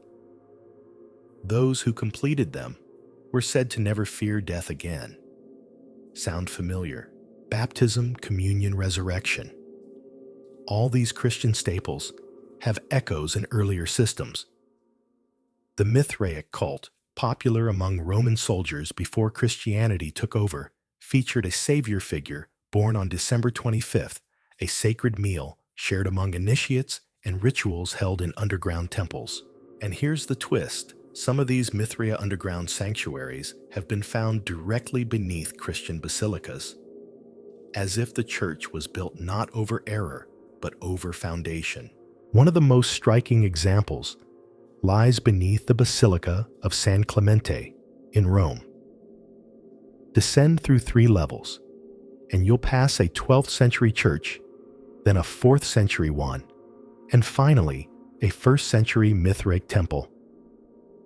It's not just historical overlap, it's architectural succession, which brings us to the uncomfortable question: did the church erase history, or did it inherit a secret it's never shared? There are persistent rumors that the Vatican archive contains pre-Christian scrolls written in ancient languages. Few still speak Sumerian, Proto-Egyptian, even Atlantean, according to some fringe theorists. These texts, it's said, describe not gods in the way we understand them, but beings tall, luminous, not bound by time. Entities who came from the sky, taught mankind and left, or were banished. In these narratives, human history doesn't begin in Eden. It begins with contact. The church has always walked a fine line between doctrine and mystery. It acknowledges angels, demons, visions, and miracles, but avoids the question of origin stories that predate Genesis. Why? Perhaps because acknowledging them would unravel the framework. Or perhaps because the church itself is the last steward of a much older tradition. A spiritual relay race with knowledge passed from era to era, hidden beneath new names. And what if that knowledge included technology? There are accounts never confirmed, always denied, of relics hidden deep in Vatican vaults that aren't religious in nature. Obelisks covered in unknown inscriptions, geometric artifacts that emit sound, orbs that float slightly above their pedestals. Theories abound that these items come not from Earth, or not from our Earth, that they are remnants of a previous civilization, one wiped clean by flood fire or something less natural. Atlantis, Mu, Lemuria, take your pick. Every culture has its before us story. The Bible even hints at it with its cryptic reference to the Nephilim, the giants, who were on the earth in those days, and also afterward. What if the Vatican possesses the missing pages? Some claim the Church keeps this hidden, not to hoard power, but to protect us. That if the full story were revealed, that our religions, our gods, our history are only a fragment of a much larger, stranger truth, it would shatter civilization's fragile fabric. Others argue the opposite, that the Church fears what would happen if we knew our true origins. That the veil would lift, that people would stop kneeling. The irony: the Church may be the last great preserver of ancient truth. Not because it chose to be, but because in consolidating all belief under one banner, it unknowingly became the vault for everything it tried to bury. The priests guarding the secrets may not even know what they're guarding. Knowledge doesn't always come with understanding. It just waits. And if that's true, then the real mystery of the Vatican isn't what it teaches. It's what it remembers. Because somewhere buried beneath 2,000 years of incense, Latin, and ceremony lies a truth far older than Christ, and it's still breathing. Picture a man sitting at his desk just 33 days into his papacy. He's flipping through pages, each one heavy, not just with ink, but with implication. A list of names, a web of financial records, internal documents that don't belong in a church. They belong in a courtroom. This man is Pope John Paul I, and by sunrise, he will be dead. The official story: a heart attack, peaceful, painless, the kind of death we all hope for. But the deeper you look, the stranger it gets. No autopsy was performed. His body was embalmed within hours. The Vatican released conflicting accounts about who found him. One said it was his private secretary. Another claimed it was a nun. And the timeline muddier than the Tiber in spring. Here was a man elected with surprising speed, who entered the papacy with a gentle demeanor and a sharp mind. Known as the Smiling Pope, John Paul had no political baggage. He wasn't part of the Roman inner circle. And unlike many of his predecessors, he had no interest in maintaining the status quo. In private, he was compiling lists, names of cardinals and bishops he suspected were involved in financial corruption, particularly tied to the Vatican Bank and its deepening relationship with Banco Ambrosiano, the same bank that would later implode in scandal and leave its chairman, Roberto Calvi, swinging beneath a London bridge. John Paul. I wanted reform, and fast. He planned to dismiss several senior officials, including Archbishop Paul Marcinkus, the powerful American who headed the Vatican Bank. Marcinkus, who famously once said, "You can't run a church on Hail Marys," had allegedly been involved in laundering money through fake charities and offshore accounts. John Paul. I also questioned the Church's handling of controversial political alliances, like its silent nods to Latin American dictatorships and its increasingly cozy relationship with right-wing organizations in Europe. He believed the Church had drifted too far from Christ and too close to Caesar, and that made him dangerous.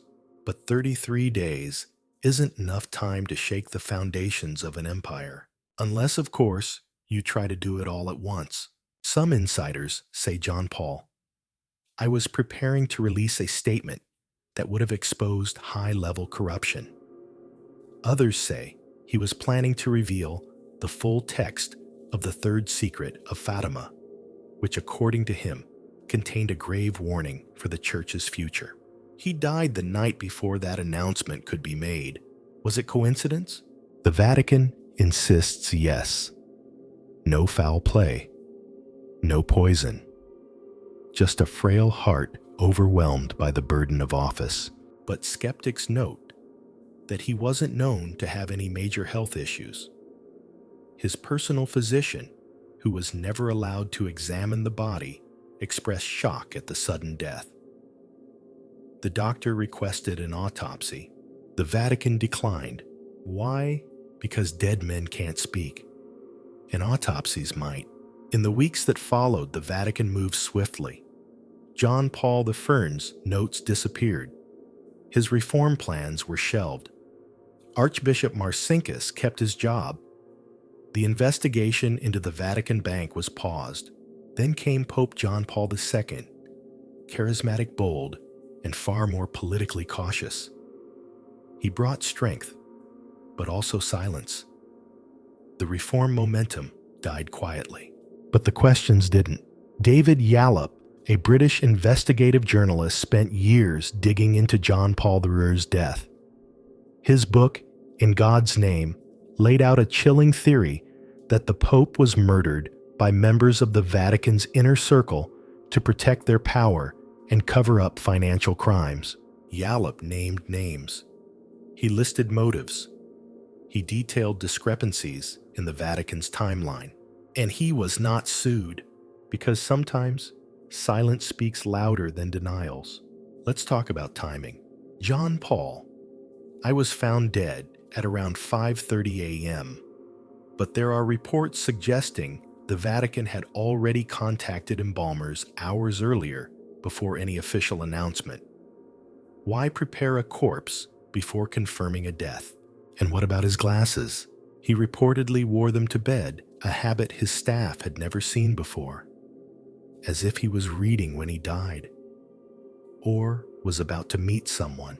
And there's this: no blood was drawn, no toxicology was performed, and to this day, the Vatican has never released the full contents of his personal journals, even though they're considered church property.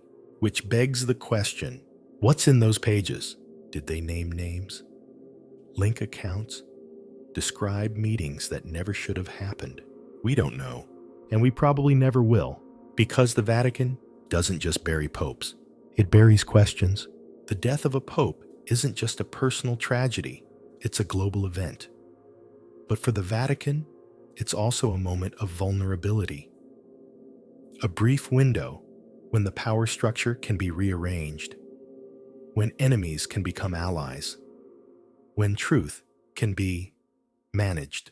In John Paul I's case, that management came with a smile, a funeral mass, a Latin eulogy, and a swift transition.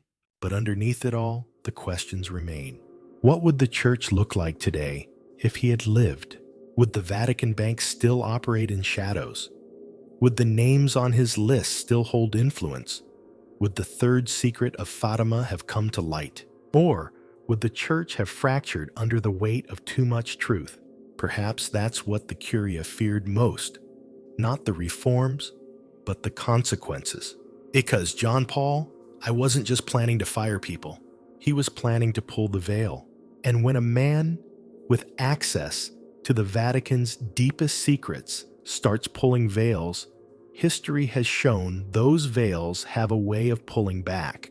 So the next time you hear a Vatican tour guide mention the smiling Pope, remember smiles can be masks.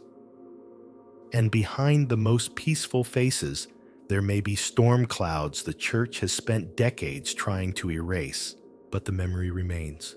33 days, a plan for reform, a list of names, and then silence.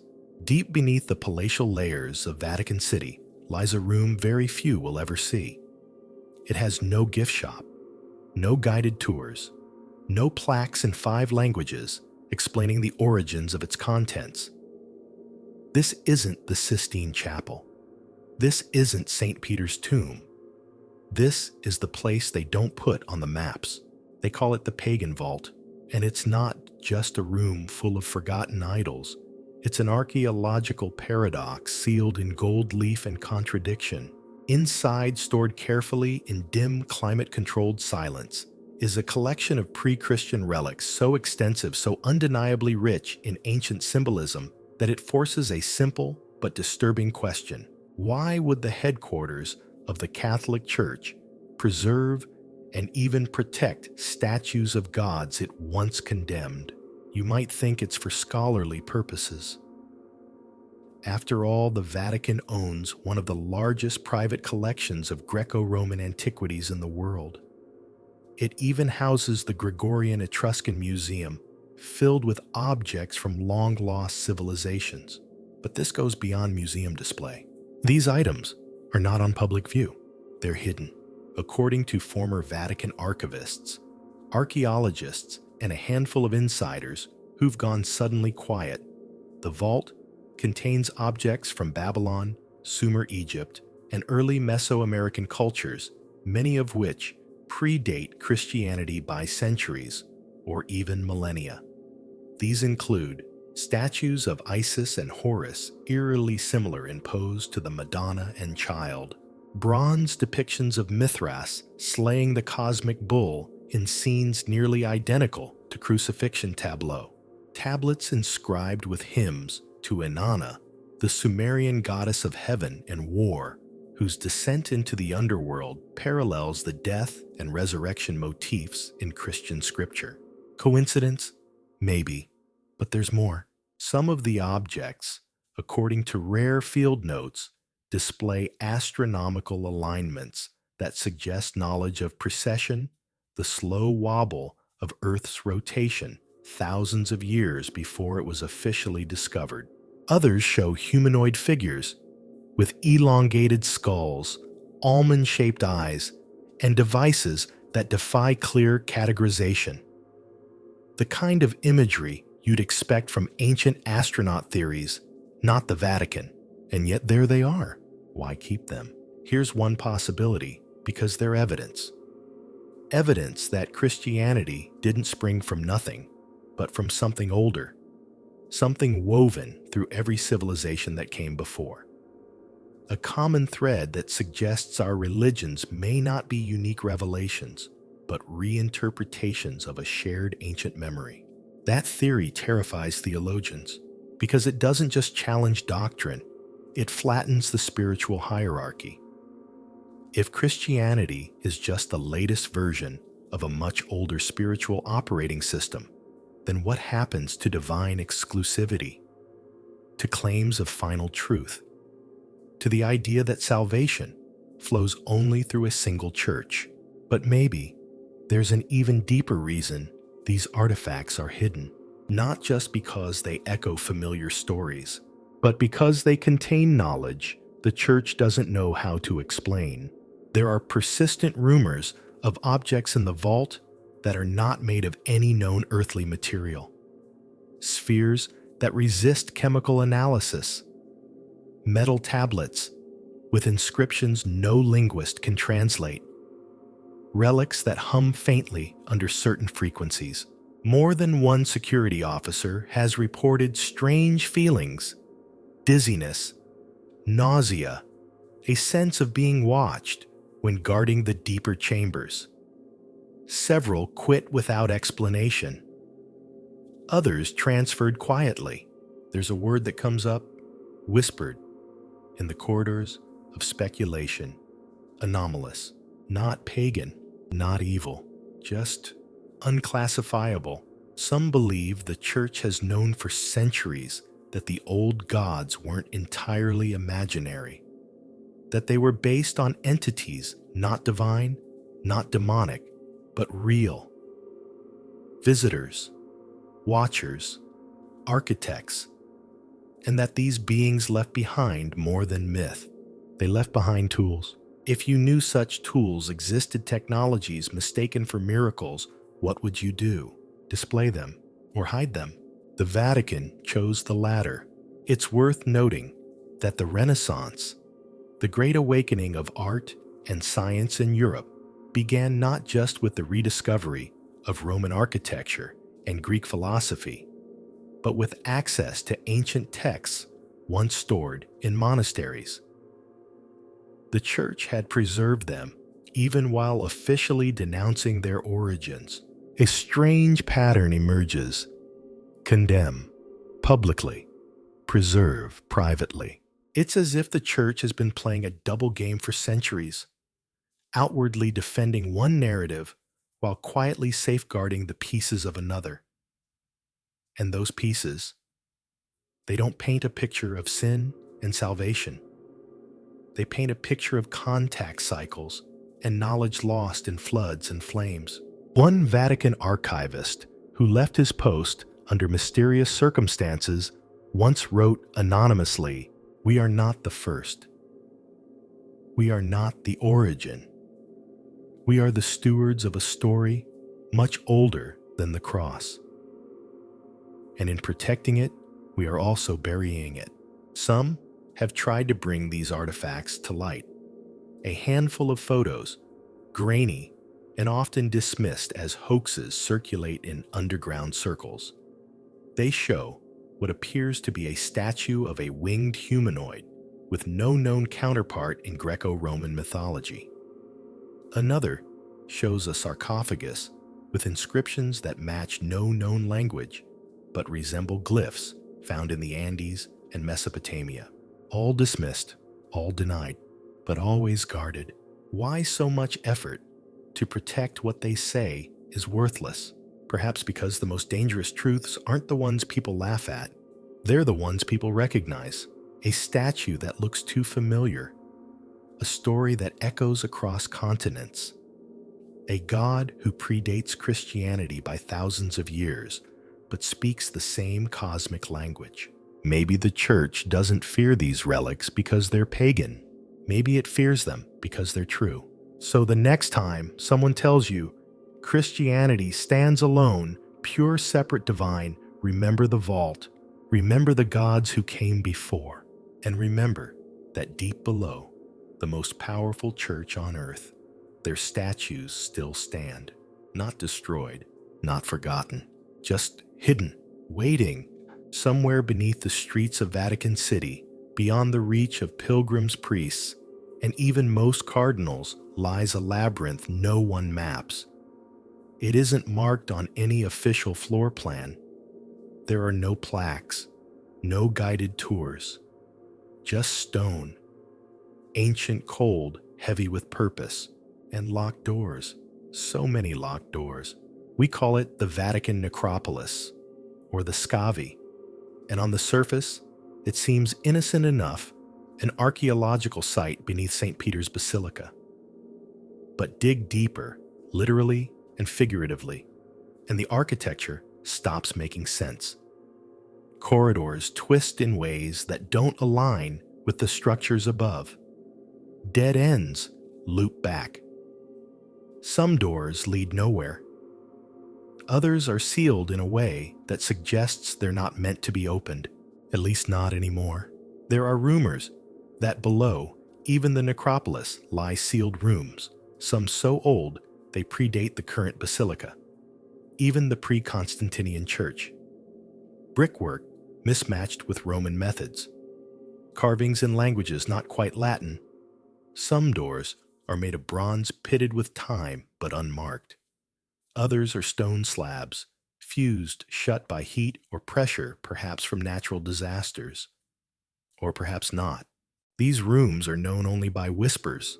The Archivum Somniorum, the Archive of Dreams. The Vault of Silence, the room without time.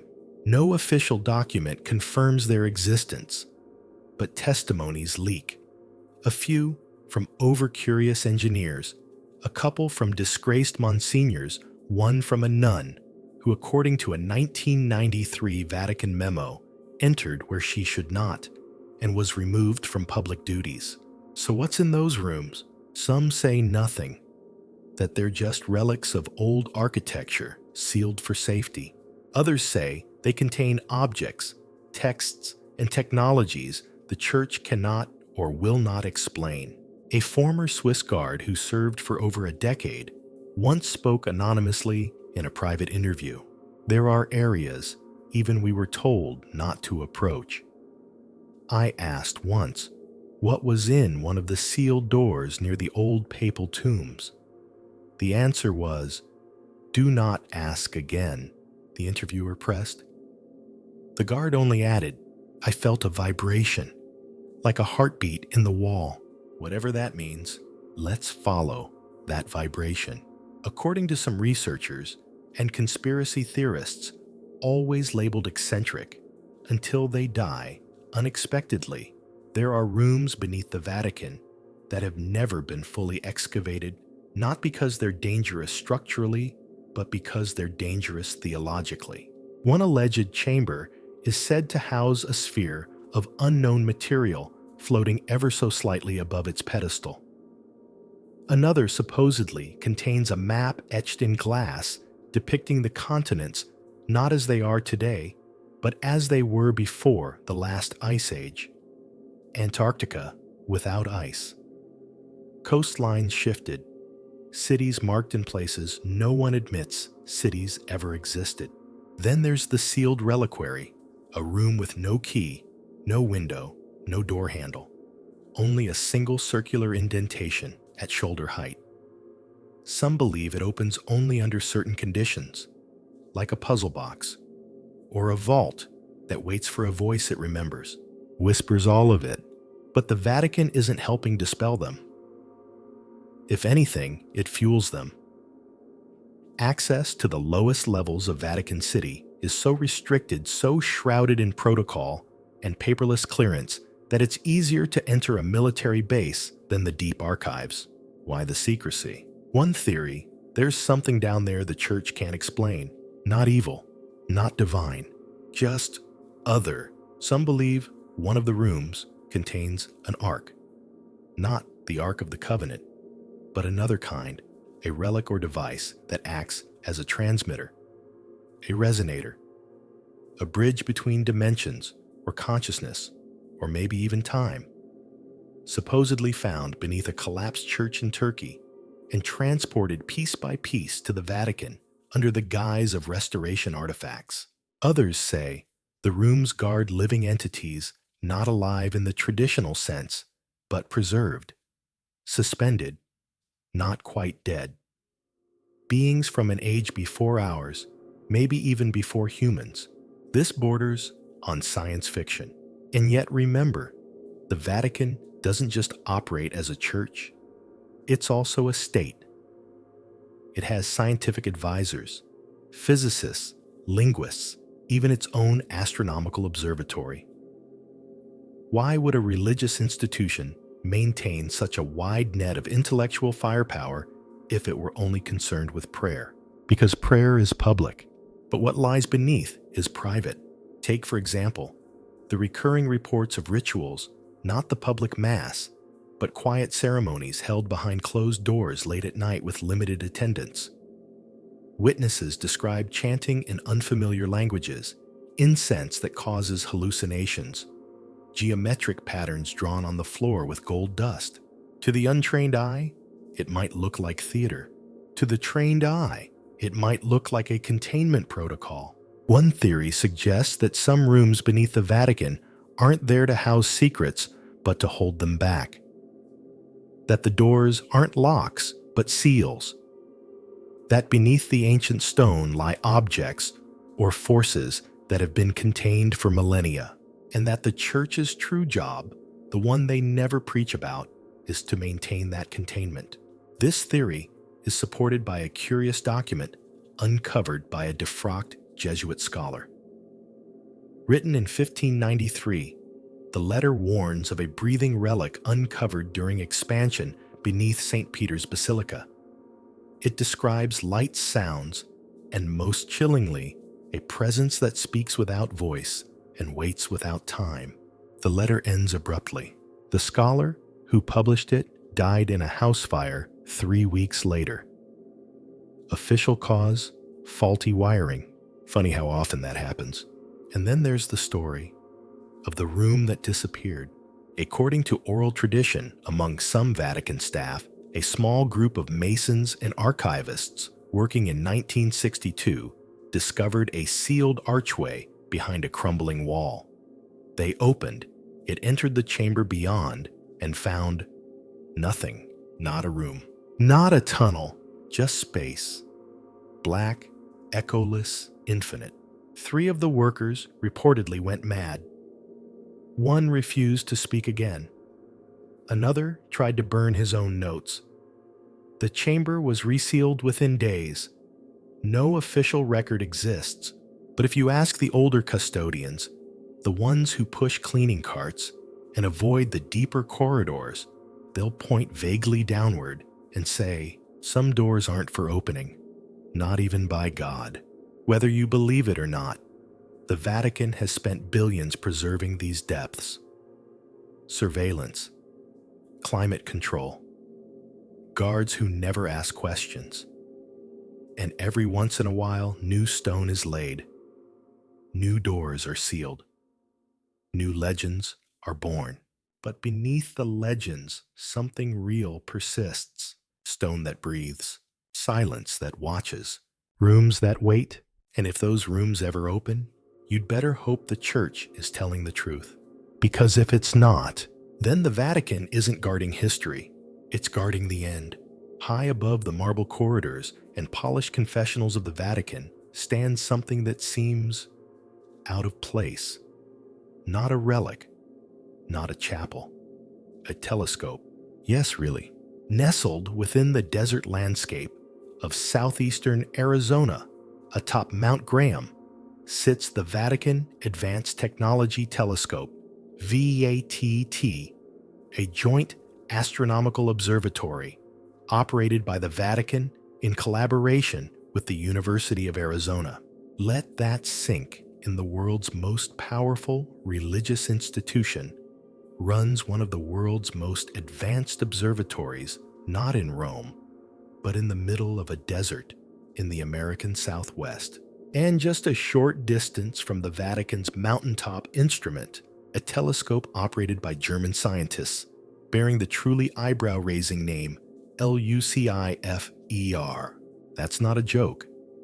It stands for Large Binocular Telescope Near Infrared Utility, with camera and integral field unit for extragalactic research. Someone went out of their way to force that acronym. Of course, official statements insist the Vatican has no involvement with LUCIFER. But still, when your neighbor's observatory is named after the Prince of Darkness and you're using it to peer into deep space, well, let's just say it raises questions. So here's one. Why does the Vatican care so much about space? The Vatican's official response to understand God's creation, to explore the heavens not in opposition to faith, but in harmony with it. In theory, noble. In practice, murkier. Because according to numerous insiders, theologians, and even former Vatican astronomers, the Church's interest in the stars may have less to do with science and more to do with prophecy. Let's rewind to something called the chronovisor. This alleged device, said to have been developed by Father Pellegrino Ernetti, a Benedictine monk and physicist in the 1950s, was a type of time viewing machine. Not time travel exactly, but time observation. A kind of cosmic DVR that could tune in to past events by detecting residual energy signatures left in the fabric of space. Sounds like fiction, right? And yet Ernetti insisted it was real. He claimed to have witnessed scenes from ancient Rome, the trial of Socrates, and even the crucifixion of Christ. He said the Vatican was aware of the device, that it was hidden in one of the lower vaults. The Church denied everything, but Ernetti died under strange circumstances. And notes he left behind, published posthumously, suggest the device could also detect future probabilities, what he called echoes of tomorrow. Now link that to Vatican interest in deep space. Because what if the Church's gaze toward the stars isn't just about discovering exoplanets or tracking celestial movements. What if it's about watching something coming?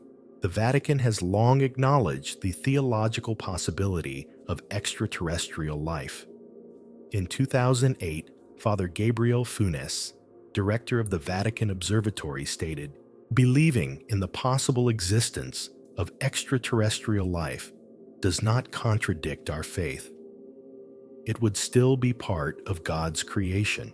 A carefully worded statement, one meant to prepare, not alarm, because for centuries, the Church has quietly collected stories, accounts from saints, mystics, and monks of lights descending from the sky of celestial beings, delivering wisdom, and of voices that came not from within, but from beyond.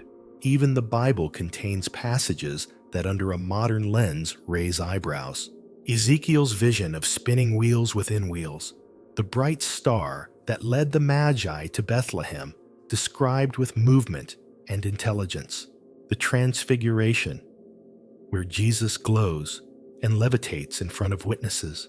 Are these metaphors, miracles, or misunderstood encounters with something interstellar? Now consider this: many indigenous cultures across the globe who never contacted one another share eerily similar stories. Beings who came from the stars, taught agriculture, medicine, and architecture, promised to return: the Maya, the Sumerians, the Dogon of Mali, the Hopi, all with star gods, all with similar timelines.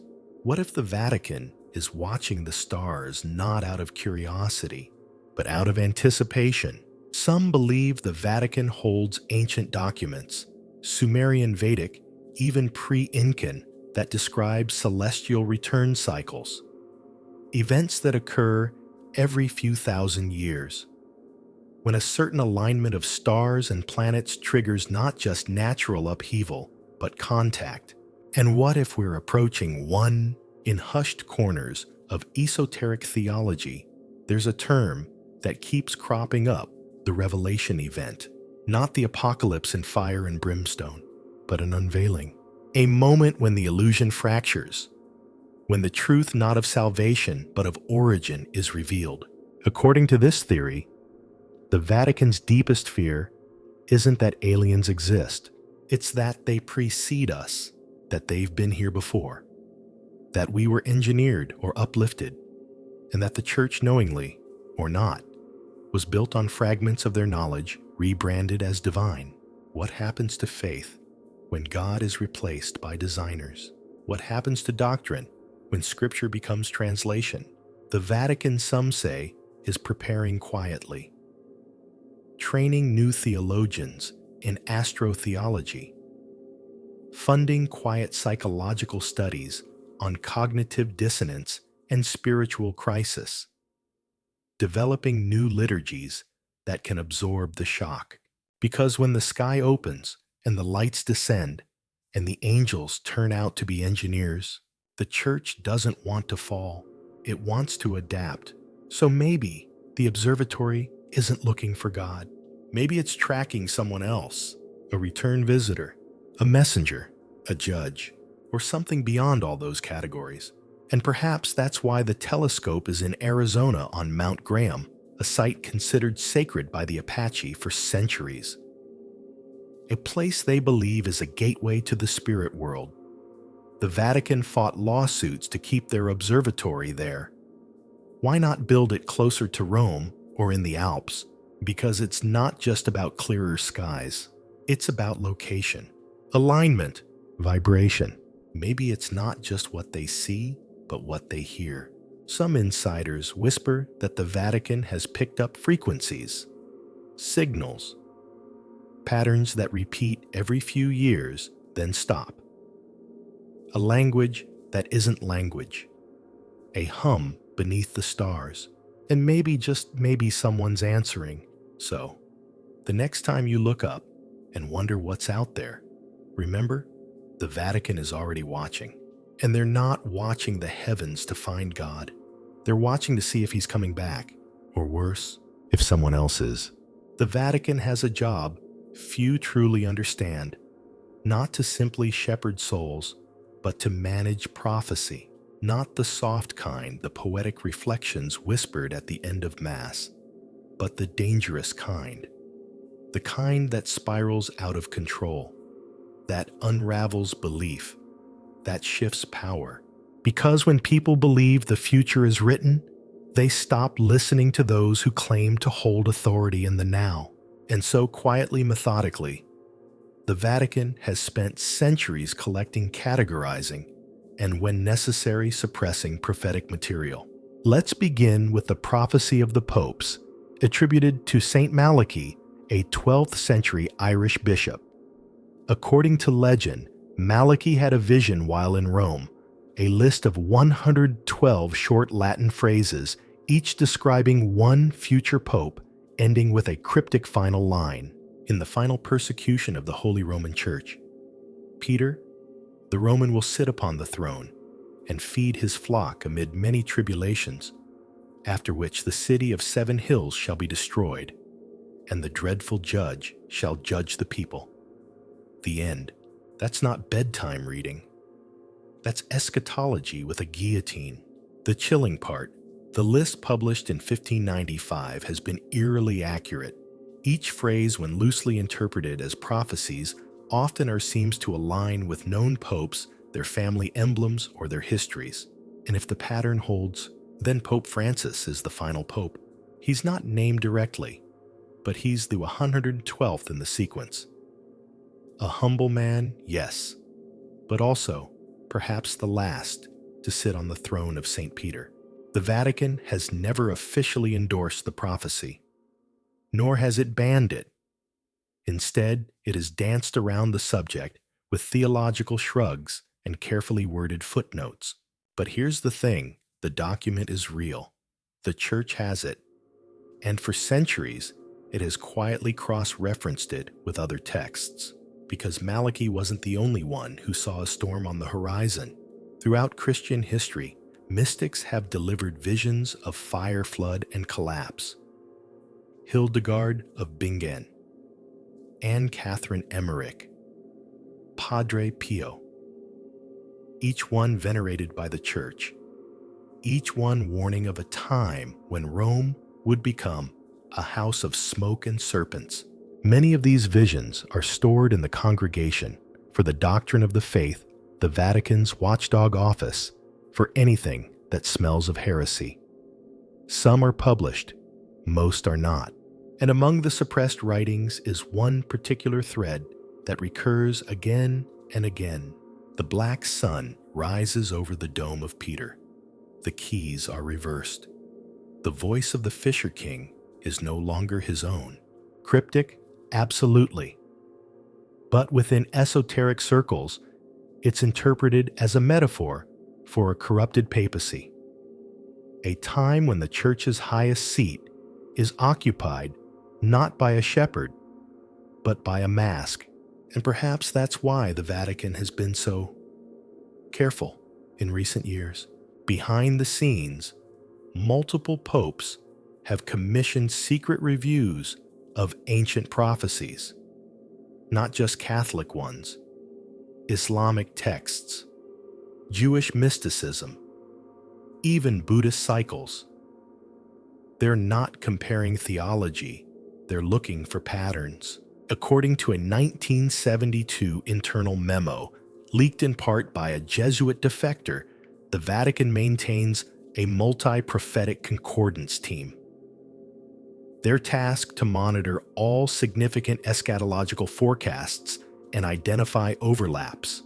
Let that settle. The Vatican has a team that cross-checks global end-time narratives, and when the same events start to show up, solar eclipses, mass, migration fire, from the sky, a silent pope, an inverted crucifix in the heavens, they don't dismiss it. They log it. They prepare. There's a term in those files, resonant convergence. It refers to a moment in history when multiple prophecies align not necessarily in date, but in theme. Collapse. judgment, revelation, and according to leaked excerpts that convergence is now. Which brings us to the Vatican's silence. Over the past decade, certain odd behaviors have emerged from the Holy See. The construction of secure underground facilities near Castel Gandolfo, the sudden retirement of Pope Benedict XVI, the first in nearly 600 years, increased involvement with observatories and space monitoring agencies, a massive discrete investment in sustainable farming and remote land tracts in South America. None of this screams apocalypse. But none of it feels like business as usual either. Even Pope Francis has made strange remarks offhand, maybe, but worth noting. In 2020, during a sermon, he said, "We must be ready for when the world turns not in a small way, but in the way that opens all hearts or breaks them." He never clarified. The quote vanished from official transcripts. Another clue: the Vatican's growing interest in artificial intelligence. They've hosted private conferences on AI ethics, human consciousness, and post-biological transformation. For a church that once burned heretics for suggesting heliocentrism, this is quite a pivot. Why? Some believe the church suspects or knows that an event is coming. One not necessarily apocalyptic in the cinematic sense, but apocalyptic in the original Greek meaning to unveil, a lifting of the veil, a truth too large, too destabilizing to be filtered through Sunday homilies and catechism. The prophecy isn't fire, it's exposure, and the Vatican's role isn't to prevent it. It's to manage it, to control the narrative when the veil lifts, when people see past the myths and into the machinery, when the faithful realize that Scripture was never literal, only encoded. A lens to soften the glare of truths too vast for the average soul to face. What would you do if you held that secret? If you knew the collapse wasn't punishment, but transformation? If your job wasn't to stop it, but to slow it down? You'd hide prophecies. You'd reframe revelations. You'd smile through sermons while building bunkers underground. And maybe, just maybe, you'd pray for the timing to be wrong. Because even those who manage prophecy aren't immune to fear. They just wear better robes. So the next time someone tells you prophecy is superstition, remember the Vatican has an entire department dedicated to it. And they're not laughing. They're preparing. In the dead of night, deep within the Vatican's walls, there's a vault that doesn't house gold or scripture. It houses something far more volatile, forbidden knowledge. Not forbidden in the fairy tale sense. Not magical tomes with glowing sigils, but books. Real books. Banned, lost, and buried writings that challenge the very foundation of Catholic doctrine, locked away in silence so absolute it makes the archive feel like a public library. They call this the index room. Officially, it's a remnant, a footnote in history. The Index Librorum Prohibitorum, or list of prohibited books, was abolished in 1966. The Church declared that censorship was no longer necessary in the modern age. But that's only partly true, because while the public-facing index was dissolved, the collection behind it was never dismantled. In fact, it expanded, quietly, methodically. The Vatican simply stopped publishing the list, but they never stopped collecting what they considered spiritually dangerous. And let's be clear, this room doesn't house soft heresy or outdated cosmology. It houses ideas that cut too deep. Books that reimagine Jesus not as divine, but as a human mystic. Books that suggest the resurrection was metaphor and initiation rite. Books that link the Virgin Mary to earlier fertility goddesses and cosmic cycles. Some are ancient Gnostic Gospels, lost Apocrypha early church writings that present wildly different versions of Christianity, where reincarnation was a given, where salvation was knowledge, and where churches were unnecessary. Others are more recent. The works of Giordano Bruno burned at the stake for daring to propose an infinite universe filled with other worlds.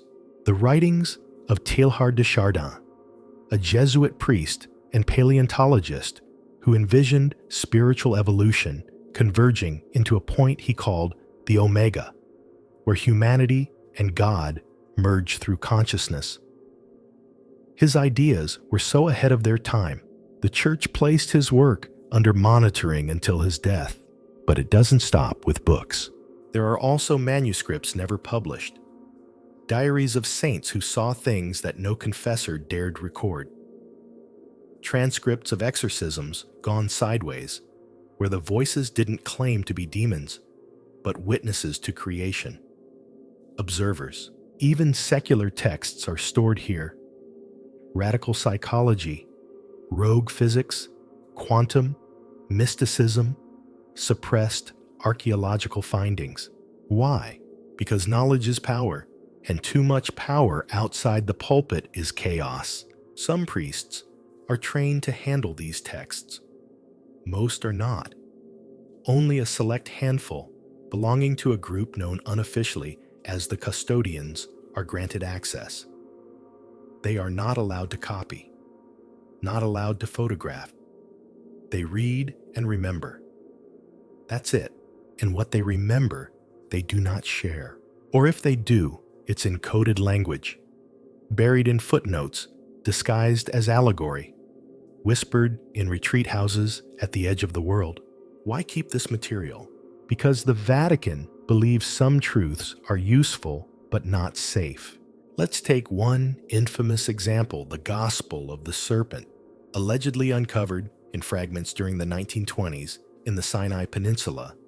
This text offers a completely inverted cosmology. In it, the serpent in Eden is not the villain, but the liberator, the one who brings awareness, self-knowledge, and consciousness to Adam and Eve. The God who forbids the fruit, a jealous demiurge desperate to keep mankind enslaved in ignorance. It's Gnostic heresy, yes, but also strangely modern. The implications are enormous, that the fall of man was actually a rise, a jailbreak from spiritual captivity. That salvation lies not in obedience, but in awakening. If this gospel ever reached the public in full, it would obliterate the foundation of original sin. No sin, no need for a savior. No savior, no cross. No mass, no church. So it's sealed, bound in lead, kept in the index room under watch. Another example, the Red Psalter, a medieval manuscript reportedly discovered in a French abbey and immediately confiscated by Vatican officials in 1897. Written in blood-red ink on lambskin, it describes a God who dreams and whose dreams become reality. But when God sleeps restlessly, nightmares are born worlds like ours, full of entropy and fear. The Psalter ends with a prayer, not of worship, but of waking God up. What kind of faith survives a theology like that? What would happen if people believed the world wasn't created by love but by accident? That suffering isn't punishment, but the byproduct of a cosmic bad dream? The Vatican doesn't want to find out. And yet they don't destroy these texts. Why? Because somewhere inside the church fears it might be wrong, or at least incomplete. And if that day ever comes, if prophecy reveals a deeper truth, they want to be ready. These books are not just dangers. They are insurance. Knowledge for the next system, a map. When the current one stops working, a manual for whatever comes after belief. There are whispers that the index room has been relocated multiple times. That during World War II, its contents were evacuated and stored in the mountains of Switzerland. That some were buried in salt mines to avoid Nazi confiscation. That even today, duplicate archives exist, one in Rome, one off-grid, in case of war or apocalyptic disruption. Yes, that's the term. Apocalyptic disruption. The index room is more than a vault. It's a library of emergency theology, a nuclear bunker for the soul. And yet, for all the silence, cracks still appear. A few pages leak. A few quotes surface in fringe texts. A Monsignor dies, and his notes are found. A theologian makes a mistake on a live stream, and every time the church steps in, not with fire and fury, but with subtlety, a warning, a quiet reassignment, an archived website that no longer loads. Control doesn't always look like violence. Sometimes it looks like gentle forgetting. So next time you hear a homily about faith and tradition, think about the books that priest isn't allowed to read. The truths sealed behind ancient oak doors, bound in human history, humming quietly with the echoes of forgotten gods and forbidden awakenings. And ask yourself, what kind of God needs protection from ideas? Maybe not the kind we've been told to worship. Maybe the kind who doesn't speak in commandments, but in questions. There's a corridor inside the Vatican, a narrow passageway you won't find on any tourist map. It's lined with iron sconces, stone walls, and silence so thick it presses against your skin. The guards posted there aren't the colorful Swiss ones. They're plain-clothed, stone-faced, and trained to stop questions before they form. At the end of that corridor lies a door, and behind that door, a room known by a name that sounds more like science fiction than theology. The Hall of Mirrors. No, not Versailles. Not the decorative, chandeliered opulence of French royalty. This hall is something else.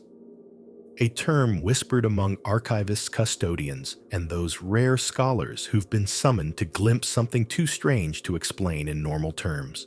According to those few who've spoken carefully anonymously, this is the room where the Vatican stores objects that reflect not light, but memory. Let that settle for a second. Not mirrors in the traditional sense. Not glass. These mirrors are slabs, flat-polished metallic and black, each about the size of a writing desk. No frame, no reflection. When you look into them, they don't reflect your image.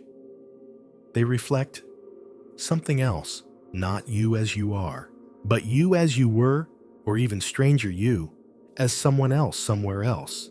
Time distorts. People see cities they've never visited, versions of themselves they don't recognize. A woman might see herself in armor, sword raised. A man might see a younger version of his father, alive, speaking in a language he never learned. Some fall into trances. Others weep. A few refuse to ever go back. The Vatican won't comment on these artifacts. They aren't on any inventory. But the whispers say they were discovered, not created. Found in the sands of Egypt, in the high Andes, in caves deep beneath the Himalayas. Some were allegedly gifted to certain popes by emissaries from cultures now erased from the historical record. The oldest one, found in Antarctica, buried beneath a glacial shelf. Brought back during a scientific expedition that mysteriously vanished from official records. When asked about the team, Vatican officials responded, no such mission occurred. But the object exists. Why hide it? Because the Hall of Mirrors isn't just dangerous to the faithful. It's dangerous to reality itself. Let's go deeper. One Vatican physicist, yes they have, those wrote a classified paper describing the slabs as quantum mnemonic devices, meaning they store memories not mechanically, but dimensionally. Time in this theory is not linear. It's stacked, layered. These objects, then, are not passive reflectors. They are windows, or worse, doors. Doors that open in both directions. The report concluded with a chilling warning. If these devices truly reflect possible timelines, then interaction with them may not merely observe the past, but influence the present. The psychological toll is incalculable. Access to the room was limited immediately afterward. The slabs were covered, magnetically shielded, and encased in what one engineer called blessed lead, a peculiar alloy reportedly inscribed with prayers and symbols from multiple religions, including Sumerian cuneiform and Sanskrit yantras.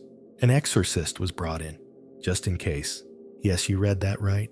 A priest trained in spiritual warfare was asked to bless the slabs, not because they were demonic, but because their effect on the human soul was undefined. Some who viewed them claimed to experience dreams afterward, not nightmares, exactly, but memories that didn't belong to them. One former seminarian reported waking up, speaking an extinct dialect of Aramaic. Another claimed he could no longer see his own reflection, not in mirrors, not in water, just emptiness. The Vatican's response: reassignment, silence, closure. But the room remains. The Hall of Mirrors now has 3 levels of clearance: a biometric lock, a Vatican seal, and a rotating code known only to 2 people, the prefect of the archive and the Pope. What are they protecting? Some believe the slabs don't just record time, they preserve it. That if an event were to threaten humanity, war, collapse, revelation, the Church could replay certain timelines. A spiritual failsafe, a divine reset. Others believe the mirrors are keys, each one tuned to a different epoch, a different civilization. Touch the right one, and you're transported not physically, but consciously into the minds of the ancients. Not to learn their history, but to live it. That's why the Church keeps them hidden. Not because they're fake, because they're too real. Because once you know, your soul has worn other names. Once you remember cities you never studied. Once you feel the sand of Mesopotamia in your boots, you don't come back the same. And the Church, it runs on certainty. It depends on fixed narratives, defined beginnings, and neat ends. There is no room in that structure for a universe that loops branches or wakes up in your dreams. So the mirrors stay sealed, guarded, unseen. Occasionally, a young theologian is invited to view one as a test, a rite. Some are deemed worthy of further instruction. Others are dismissed quietly.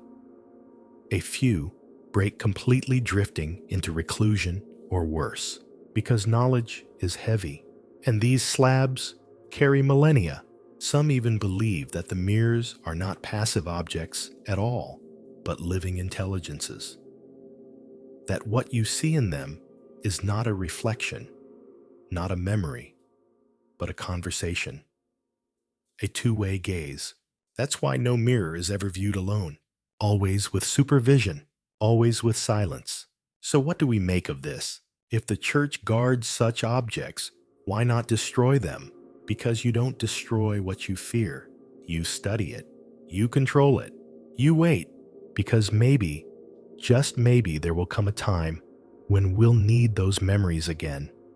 When our world crumbles and the future becomes unknowable, the past may offer the only roadmap back to coherence. And if that day comes, the Vatican will be ready. With the keys, with the knowledge, with the mirrors, and perhaps the most terrifying truth of all, that the person looking back at you from that dark polished slab isn't you, not yet, but it will be. Some secrets aren't hidden in vaults or buried in basements. Some are displayed out in the open, dressed in marble and gold, daring you to ask the wrong question. Take the Vatican obelisk. It stands proudly at the center of St. Peter's Square, towering 83 feet high, capped with a cross, and flanked by the embrace of Bernini's colonnade. Millions of visitors walk past it each year without a second thought. It's just scenery. But what they're walking past isn't Catholic in origin. It's Egyptian, carved in Heliopolis over 3,000 years ago, and once dedicated to the sun god Ra. This obelisk witnessed pharaohs rise and fall before Rome was even a whisper. Emperor Caligula hauled it across the Mediterranean and planted it in the Circus of Nero, the very spot where Peter was supposedly crucified. And when the Catholic Church took over the site centuries later, they didn't destroy it. They enshrined it, lifted it, sanctified it with a relic of the true cross in its bronze cap, and placed it precisely in front of the new basilica on the very spiritual axis of the square. Why? The official story is simple enough. It was a symbol of Rome's continuity repurposed to honor the Christian faith. But step back and look again, because this isn't just about recycling ancient stone. This is about absorbing energy power and symbolism and turning it inward. Obelisks have long been associated with energy transmission, acting as resonators, markers of alignment, and spiritual antennas in many ancient traditions. Their shape, the tapering vertical shaft, was believed to connect the earth to the heavens, channeling divine frequencies. So why would the Vatican preserve one? And more curiously, why center the entire basilica complex around it? Some researchers believe the Vatican obelisk is not just decoration, it's a keystone. The center of a massive sacred geometry grid precisely aligned with ley lines, planetary axes, and solstice markers. When viewed from above, the layout of St. Peter's Square takes on startling symbolic meaning, reminiscent of sun wheels mandalas, and yes, even occult sigils. Coincidence? Maybe. But the Vatican isn't careless with symbolism. Every curve, every column, every inscription carries intention. And that brings us to the Vatican's collection of obelisks. It owns more Egyptian obelisks than anywhere else on Earth, many of them quietly erected in plazas throughout Rome, rebranded with Christian inscriptions, but never destroyed. A strange behavior for an institution built on the premise of one true God. Why preserve the monuments of a pagan culture obsessed with polytheism, afterlife rituals, and sun worship? One theory is theological diplomacy. Another, the Church knows something we don't, that the ancients weren't simply primitive idolaters, as early theologians claimed, that their architecture, astronomy, and myths were expressions of real knowledge about energy cycles, the cosmos, and more controversially, perhaps contact. In Egyptian belief, obelisks were placed at points of cosmic communication where the divine could enter our world. Temples weren't just symbolic. They were resonant chambers designed to amplify intent and interface with non-human intelligences. When Christianity swept through Egypt, it attempted to erase this wisdom.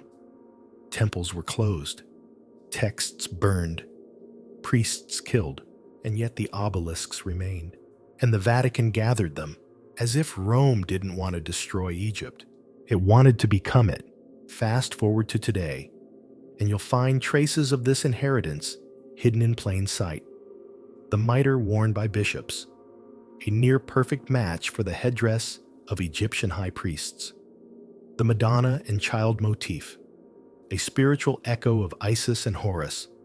The ritual of incense holy water procession, all drawn from older traditions.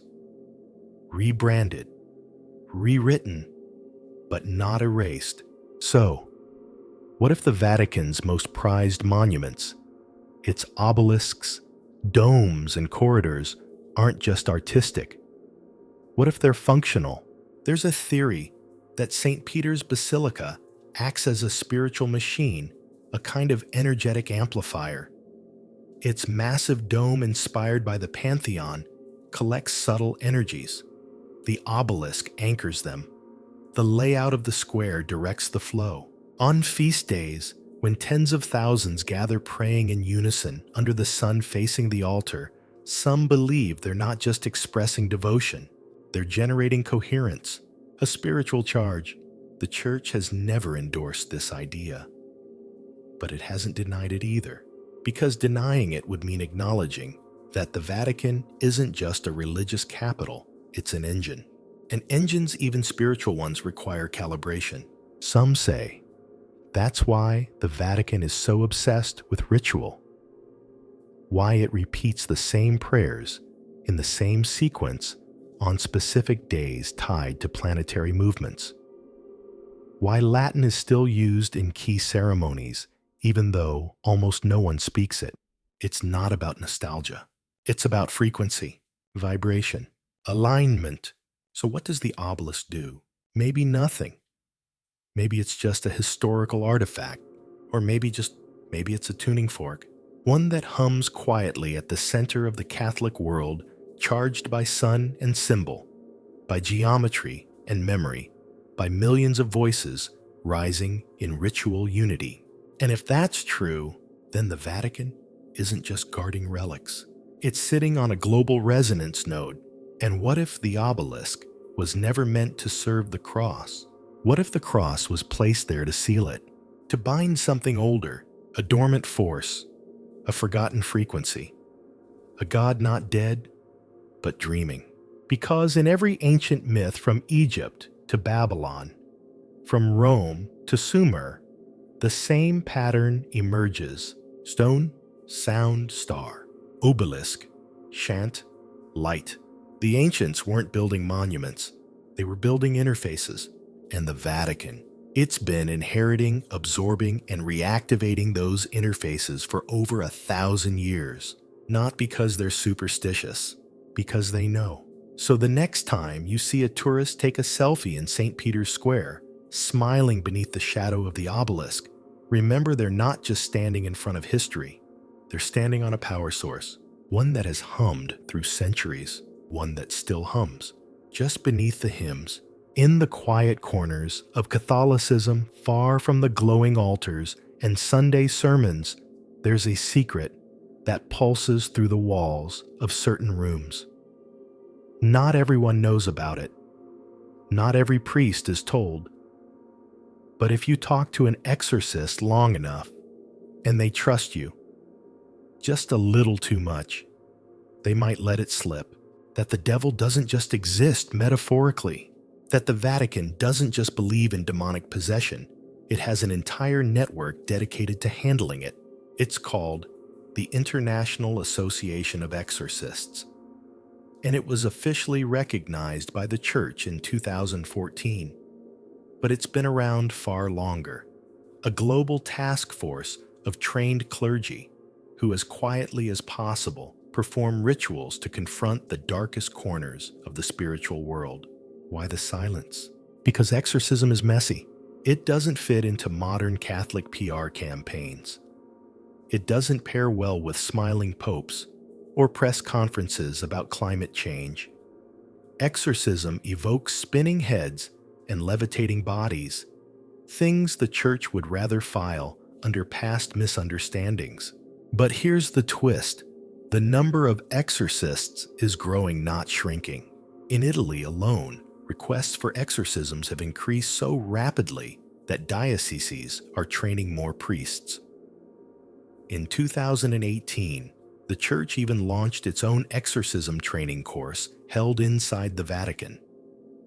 Hundreds of clergy from around the world attended. Why the surge? Some say it's cultural anxiety, the breakdown of traditional belief.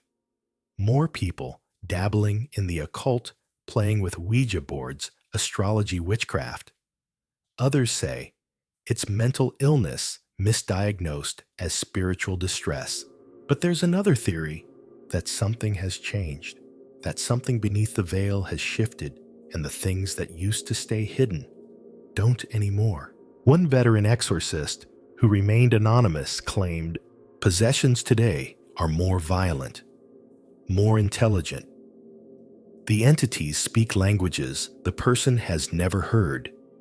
They mention technologies, political events, even Vatican affairs. It's as if they're watching us." Another chilling detail. In multiple cases, The possessed individual references the Vatican, directly calling it the gatekeeper, the liar, the one who buried the name. What name? That's never clear. But it's mentioned too often to be coincidence. And that brings us to the secret rituals. Every Catholic exorcist is trained in the Rituale Romanum, a manual first formalized in 1614. It contains the official prayers and protocols for exorcism. But according to several accounts, there are additional pages not printed, not distributed, passed only from exorcist to exorcist in hand-copied fragments. These unofficial rituals involve chants older than Latin, symbols not found in any catechism, instructions for what to do when the usual prayers fail. They're not sanctioned, but they're used, because sometimes they say the demons aren't demonic in the traditional sense. They don't quote scripture backwards or flee at the name of Jesus. They smile. They speak in equations. They describe things about creation that contradict Genesis. And when pressed, they sometimes say the same phrase. You don't know who made you. These are the cases that get sealed. The reports are taken straight to the congregation for the doctrine of the faith. The room is cleared, the audio erased, and the priest. He's reassigned, but the Vatican keeps a record. There's a room unofficially called the Chamber of Echoes, where these cases are reviewed. It's not part of the public exorcism archives. It's off limits even to most cardinals. Here, the most troubling incidents are analyzed not just by theologians, but by linguists, neuroscientists, and bizarrely astrophysicists. Because when a voice speaks perfect Sumerian through the mouth of a suburban teenager, you don't call a seminary professor. You call someone who understands what came before Babylon. Some of these cases are said to involve time displacement victims describing events decades before or after their own births. Others involve telepathy knowledge of crimes no one knew, or bursts of information that sound more like encrypted code than speech. One case documented in 1999 involved a man in Argentina who, while possessed, drew a precise map of underground structures beneath Vatican Hill. One's no official blueprint confirms. The map was confiscated. The man died 3 weeks later. A heart attack. No prior conditions. It gets stranger. Some priests have reportedly been possessed themselves, not fully, not like in horror movies, but temporarily overshadowed during rituals. A sudden blackout, a voice, a message, then silence. The messages are usually the same. You forgot what lies below. He walks still. The light was stolen. Are these just the ravings of disturbed minds, or is something trying to get through? The Vatican officially says nothing, but they've doubled their training budget for exorcists in recent years. They've begun embedding psychological monitors during rituals, and in at least 3 cases, they've involved the Pope's personal theologian. One priest, during an off-record interview, claimed, "We're not fighting demons, we're fighting memory." What does that mean? He wouldn't say, but it hints at a larger fear inside the Vatican, that the entities responding to exorcism may not be evil spirits in the traditional sense, but echoes of something older, something buried, something we once knew and then forgot. A species-level trauma, a cosmic betrayal, a wound we never healed, and that is now finally bleeding through. And maybe that's why the church fights so hard to control exorcism. Not because it doubts its power, but because it fears what might answer. Because when you open a doorway in the soul, it's not always clear who comes knocking. So next time you hear a priest calmly tell his congregation that evil is real, that darkness lurks, but God is stronger, listen carefully. He may not be talking about metaphor. He may be talking about something he saw, something that looked back and smiled, Let's take a walk underground, not through the familiar catacombs of saints and popes, but through a passage that doesn't officially exist.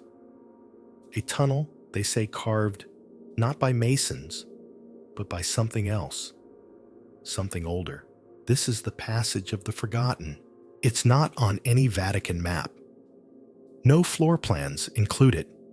You'll never find it in a guidebook or a dusty blueprint filed in the Apostolic Archive. Yet if the rumors are true, and let's be honest, in the Vatican rumors have teeth, then this passage connects the Vatican not just to forgotten places in Rome, but to forgotten times, according to whispered accounts from archivists and the occasional rogue Jesuit.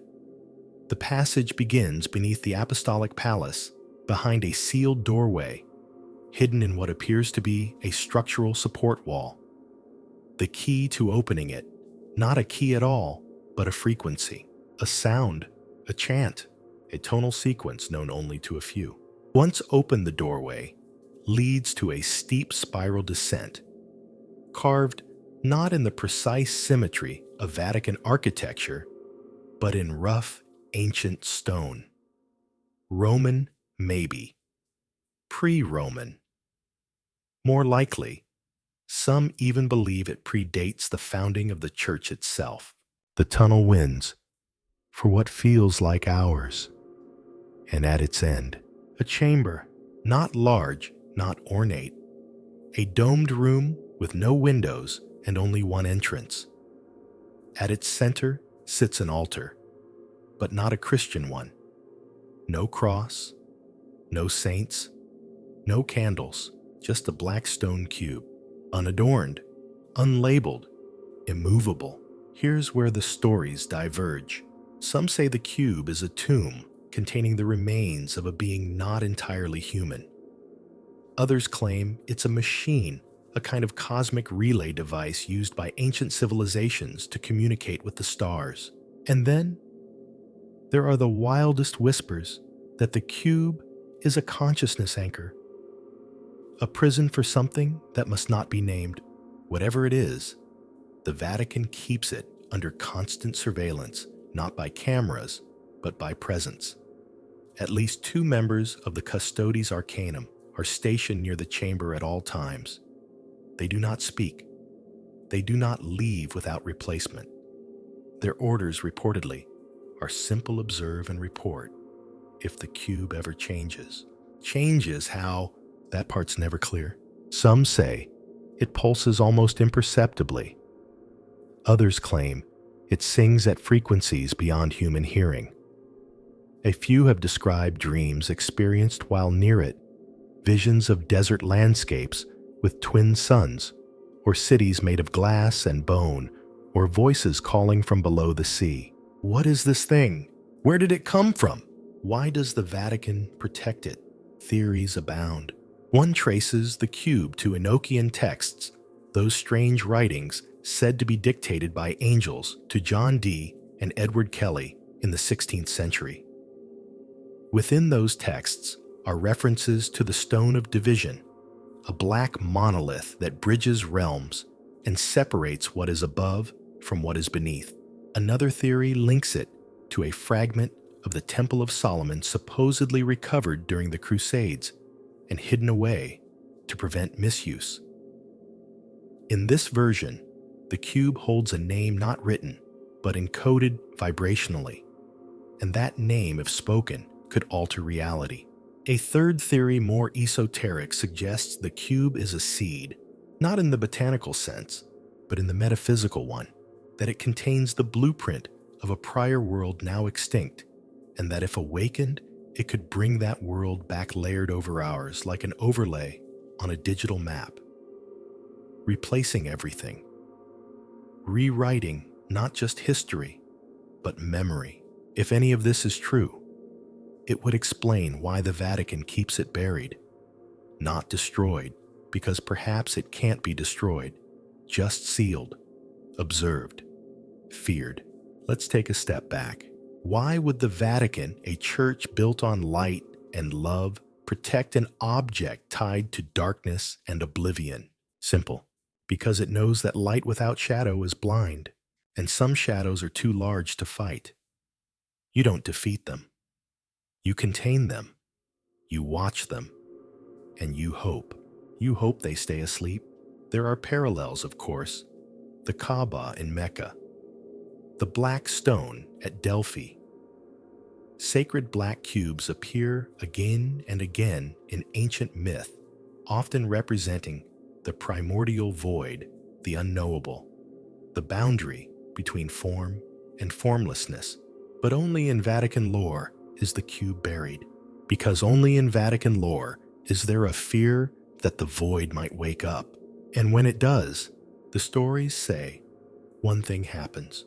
The stone vanishes, not shattered, not moved, just gone, replaced by a door not of this world. And that's why the Custodes Arcanum are there, not to protect the cube, to protect us from what comes after. There have been close calls, they say, moments when the cube quivered, once during the solar eclipse of 1999, again during the 2011 earthquake in Rome. A resonance was recorded. Instruments failed. One observer reportedly went blind for 12 hours, not from light, but from a kind of internal static. He recovered. He never spoke again. So why doesn't the Vatican tell the world? Because what do you say? By the way, beneath the holiest site in Christianity is a black cube that may or may not contain a god, a memory, or a key to the end of everything. People would laugh or panic. And so, the church does what it has always done with inconvenient truths. It builds cathedrals over them, hangs paintings over the cracks, whispers prayers in rooms built around the unknowable, and waits. Because maybe the cube isn't evil, maybe it's just lonely, or maybe it's listening. And if it is, then every chant, every mass, every whisper in the dark might not be ritual. It might be conversation.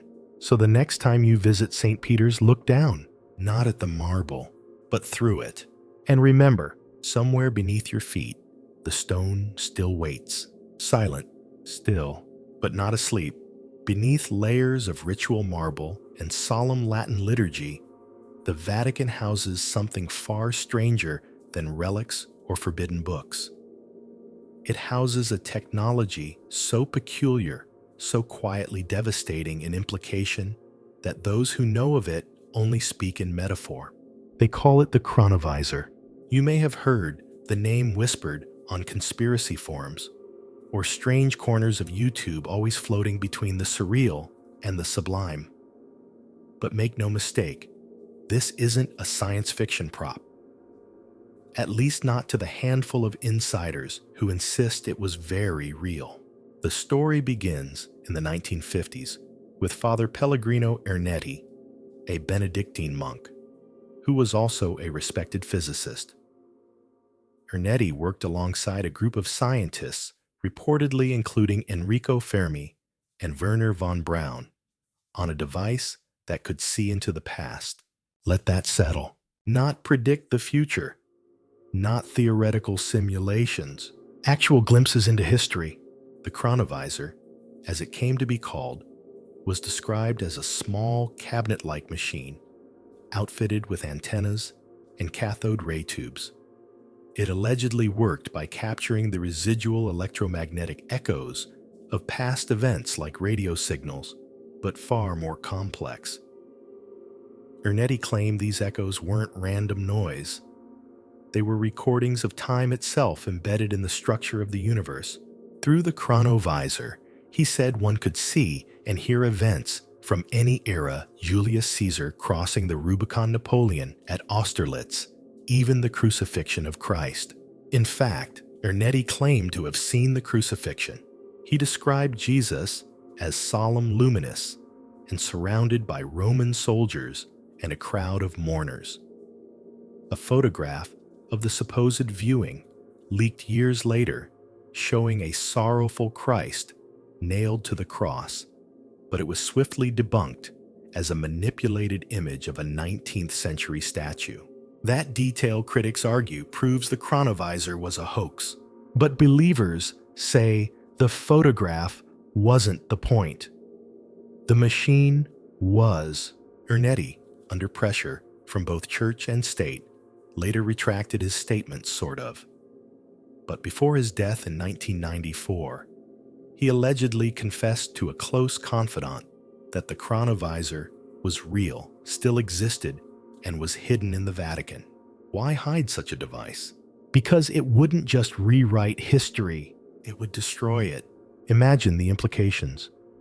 The ability to view any moment in time, no matter how long ago, to settle every theological dispute, historical debate, or contested miracle. No more speculation, no more interpretation. Just raw, undeniable footage. That kind of power doesn't enlighten, it fractures. The church depends on faith, not surveillance, on trust, not proof. If you could watch the Sermon on the Mount and it didn't match Matthew's gospel, word for word, what then? What happens if you discover certain saints never existed? Or worse, if Christ said things that were later edited out? The chronovisor then becomes not a tool of wonder, but a spiritual nuclear bomb. That's why, according to leaked Vatican communications, the device was dismantled, its parts sealed in different locations, and its schematics locked in the Apostolic Archive. But some believe it was never deactivated, that the Vatican continues to use it selectively, not to uncover truth, but to manage it. Imagine being able to fact-check history before crafting doctrine, to view the death of early martyrs before canonizing them, to watch church councils as they happened, not as they were recorded, or more unsettling, to spy on your enemies' pasts. One Vatican scholar, writing under a pseudonym, suggested the chronovisor could have been used to verify or fabricate evidence during trials, political maneuverings, and even papal elections. After all, if you could access someone's life reel, their sins, their secrets, why wouldn't you? It becomes a confession booth with no door. And that's just the past. Some theorists suggest the chronovisor isn't limited to history, that by tuning its frequencies to patterns of probability, it could glimpse possible futures not certain but likely. If true, the Vatican wouldn't just be observing time. It would be navigating it, reacting not just to today's challenges, but to tomorrow's threats. Quietly guiding policy, selecting popes, shifting doctrine, not by divine revelation, but by historical review. There's a chilling implication here, that the Vatican is no longer a passive recipient of divine truth, but a time-informed strategist. And the people, well, we're just living inside the timeline they've chosen not to change. A few insiders even claim that the device is kept active monitored weekly by a special suborder of Jesuits who call themselves the Custodes Tempori, the Keepers of Time. They are not priests in the traditional sense. They are engineers, historians, linguists, men and women trained to interpret what the machine shows and to hide what must never be seen. How is that even possible? Here's where it gets stranger. The chronovisor supposedly works not just through technology, but through consciousness. The viewer must be spiritually aligned, emotionally calibrated, and ritually prepared. That's why the church guards it. Because the wrong eyes might see the wrong version of history. That's also why most governments dismiss the chronovisor as myth, too risky, too destabilizing, and too powerful for anyone, not even a pope, to use without consequence. There's also a darker possibility that the machine isn't just viewing time, that, like all observers in quantum theory, it alters what it sees, that each activation creates ripples, small edits to the past that cascade into our present. A detail changed, a decision reversed, a word spoken instead of silenced.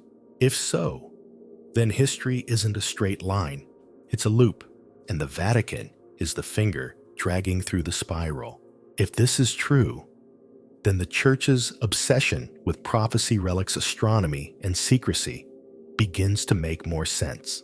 They're not just preserving faith, they're preserving the timeline. And perhaps that's the real reason the chronovisor remains hidden.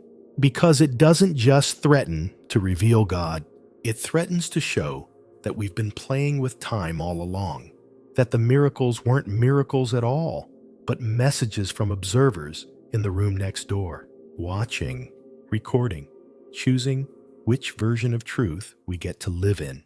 So next time you walk past a church and the bells chime, just as you're thinking something strange, pause. It may not be coincidence. It may be a loop, a signal, or the faint echo of a machine somewhere in the depths of the Vatican turning on again, just long enough to make one more correction, one more glimpse, one more edit, and time, ever obedient, will rewrite itself in silence. Let's shift focus, not to a relic or a ritual or a buried cube humming beneath a basilica, but to something deceptively small, a box about the size of a carry-on suitcase, ordinary on the outside, unmarked, kept in a temperature-controlled chamber beneath one of the Vatican's lesser-known buildings. Not the archive, not the library. It's housed in what's called the Camera Sapientiae, the Chamber of Wisdom. And inside this unremarkable box, something known only by its codename, the Codex D. The D, some believe, stands for dominium, a Latin word for dominion, control, or ownership. Others think it stands for deluge, implying catastrophe. A few quietly insist it stands for something even stranger, Da'at, the Hebrew term for the hidden Sephirot on the Kabbalistic tree of life, representing divine knowledge that exists beyond comprehension. Whatever the truth, the Vatican has never publicly acknowledged this object. But according to a series of internal leaks and the testimony of a now-deceased linguist who briefly worked in Vatican translations, the Codex D is not just an ancient text. It is the oldest text, older than Sumerian tablets, older than the Book of Enoch, older even than the earliest proto-script symbols carved into the megaliths of Göbekli Tepe. It's written in a language that no one speaks yet, that certain people have been able to understand. And that's where the mystery begins. The codex is comprised of what appears to be pictoglyphs, abstract forms arranged in flowing, fractal-like spirals.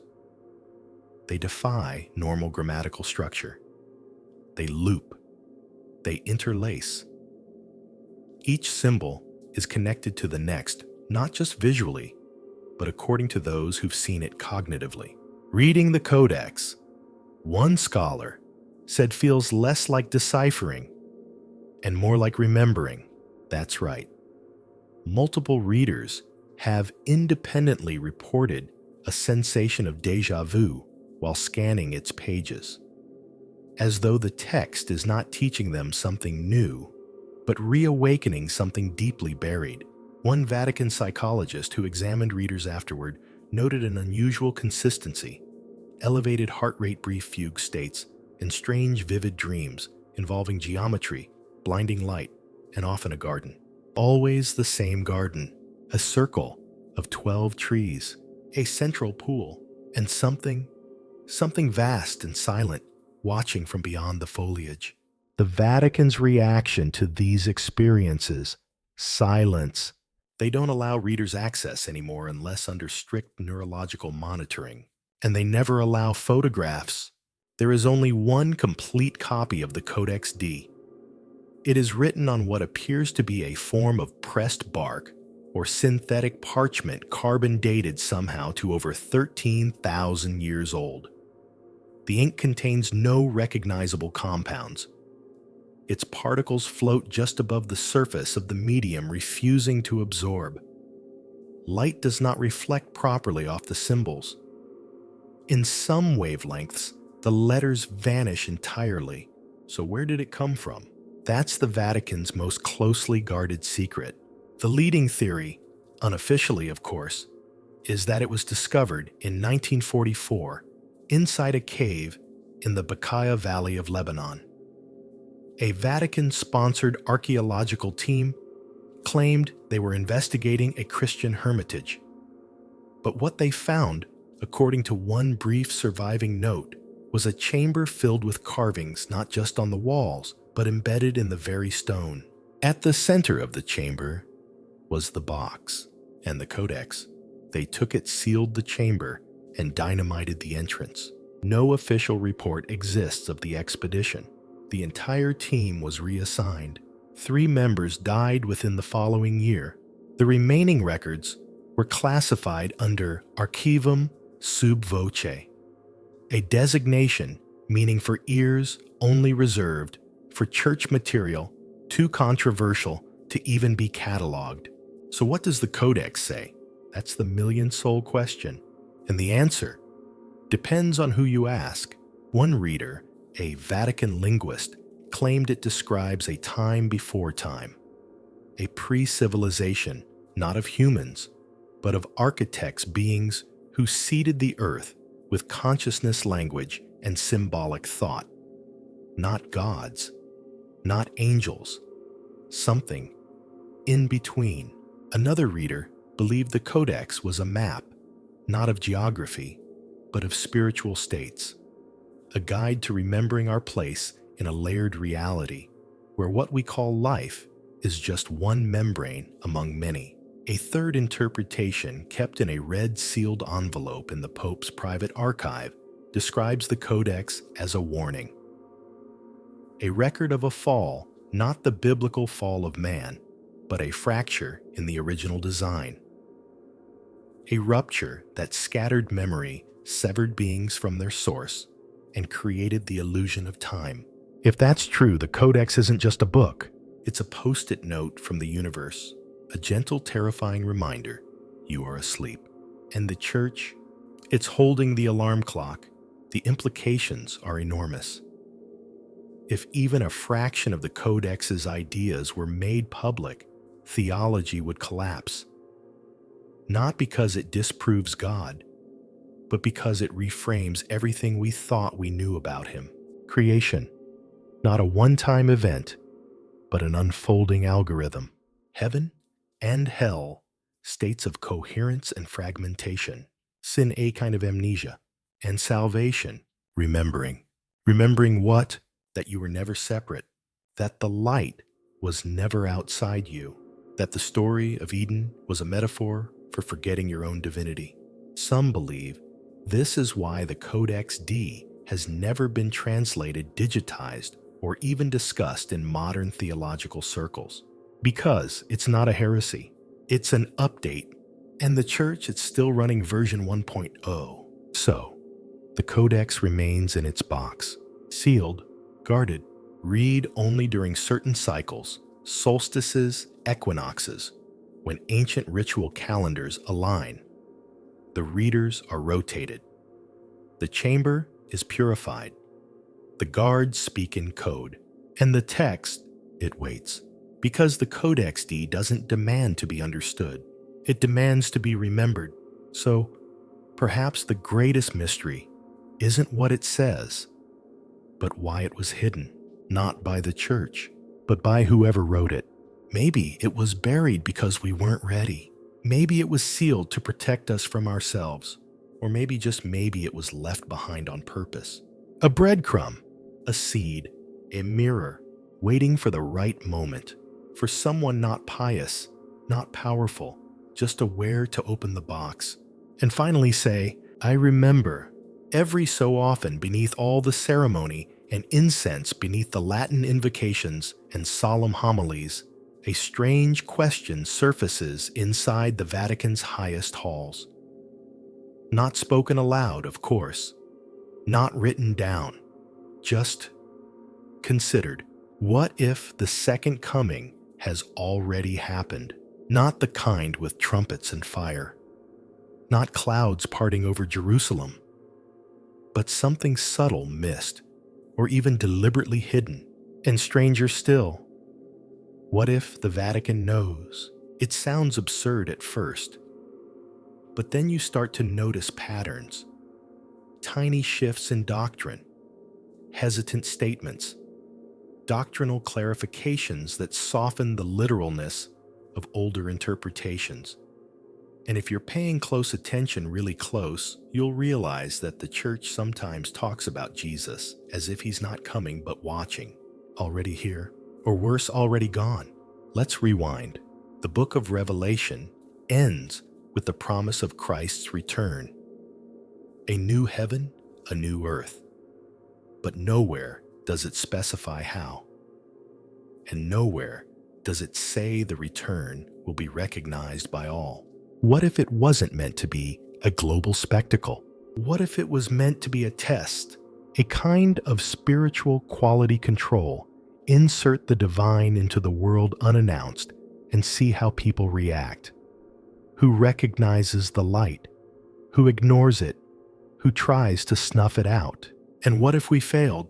There's a document kept locked in the Jesuit Curia's restricted archive called Fragmentum de Iterum. It's never been published, and even among the scholars who've heard of it, few have seen more than snippets. But what it describes is chilling. It claims that in the 13th century, a young man appeared in the region of Provence, France.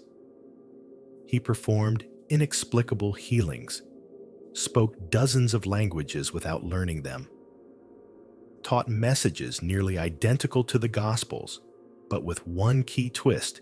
He warned that the church itself had become the new Pharisee, blocking the path to the divine rather than revealing it.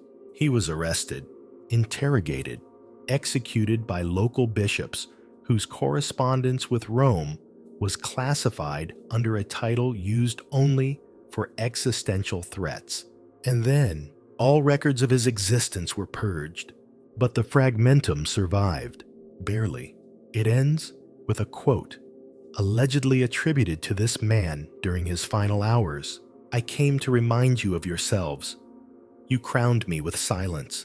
If this man was real, if this story even partially happened, it would suggest that the very event the church awaits already came and went. That the second coming was not a rescue mission, but a reality check, and that humanity and the church failed it." Now ask yourself, why would the Vatican bury such a thing? Because it doesn't just threaten doctrine, it collapses the timeline.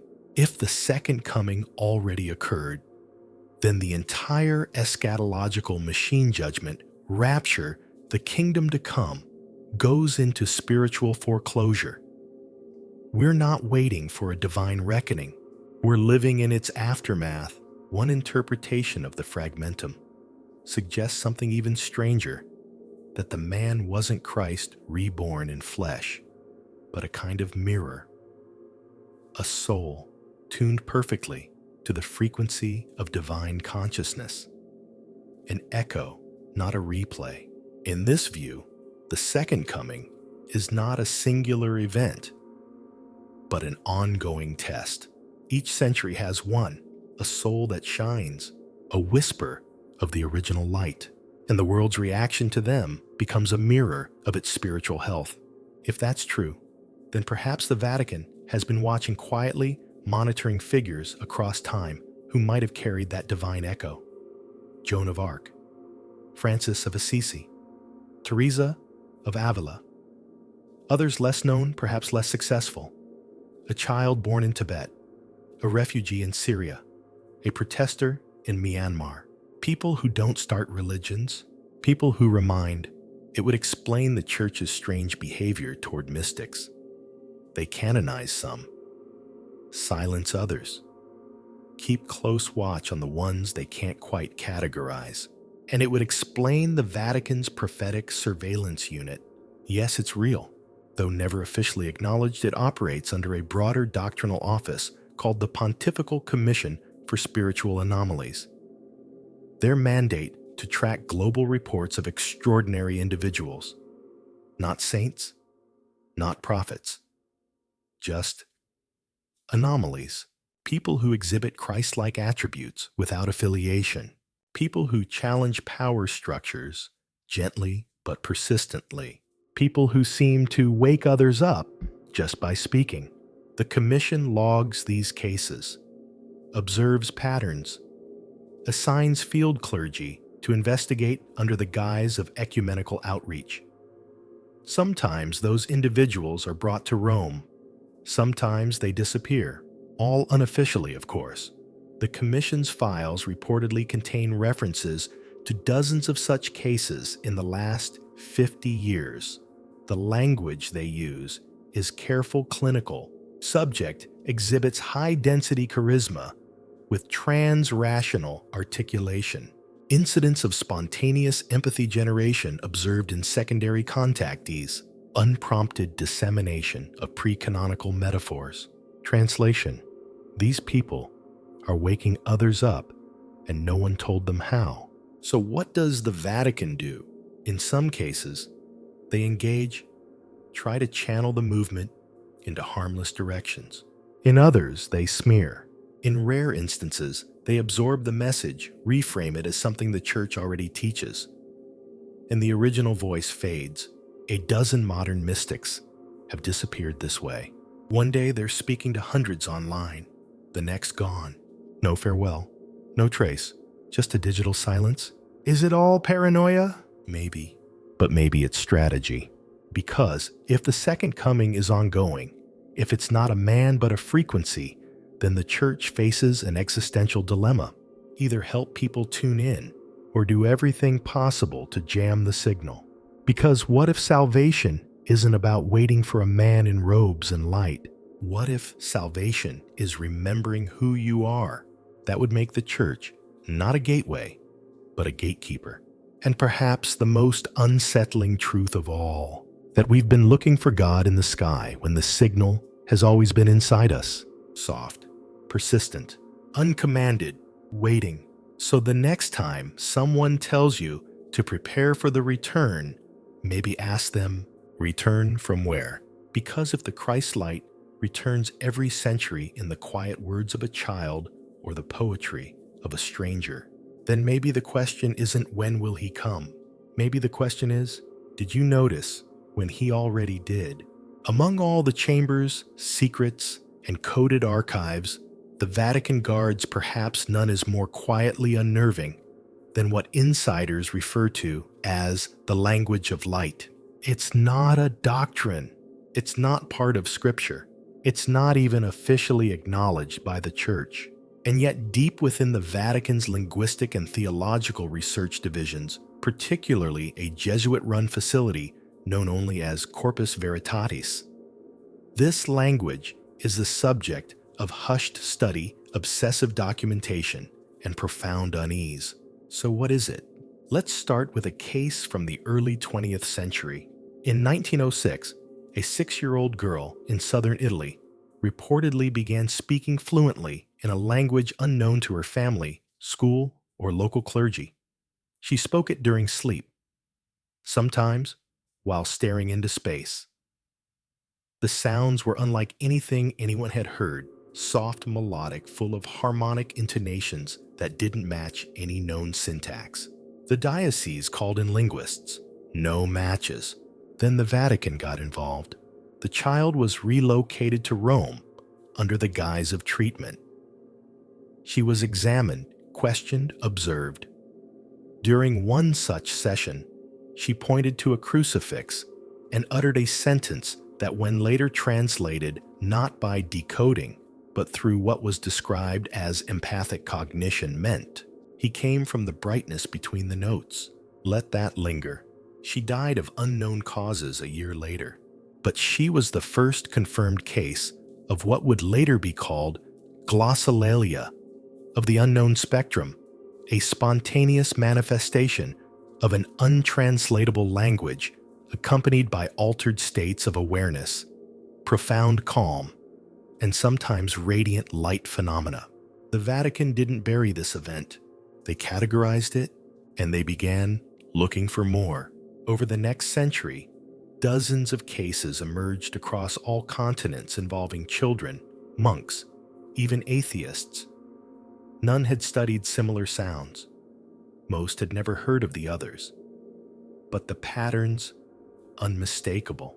The language always emerged during non-ordinary consciousness, dreams, trances, near-death experiences. It was always harmonic in tone, sometimes producing physical effects in listeners, tingling, weeping euphoria. And most disturbingly, it was sometimes accompanied by visual structures, glowing geometric patterns, fractal symmetries, and occasionally entities. The Vatican began assembling a team, not just priests, acousticians, symbologists, neuroscientists, cryptographers. They tried to record the language. They tried to map it. They tried to decipher it using AI ancient scripts, musical notation, even mathematical transforms. Nothing worked. Until one linguist, not a theologian, but a Polish savant, noticed something. The sounds weren't language at all.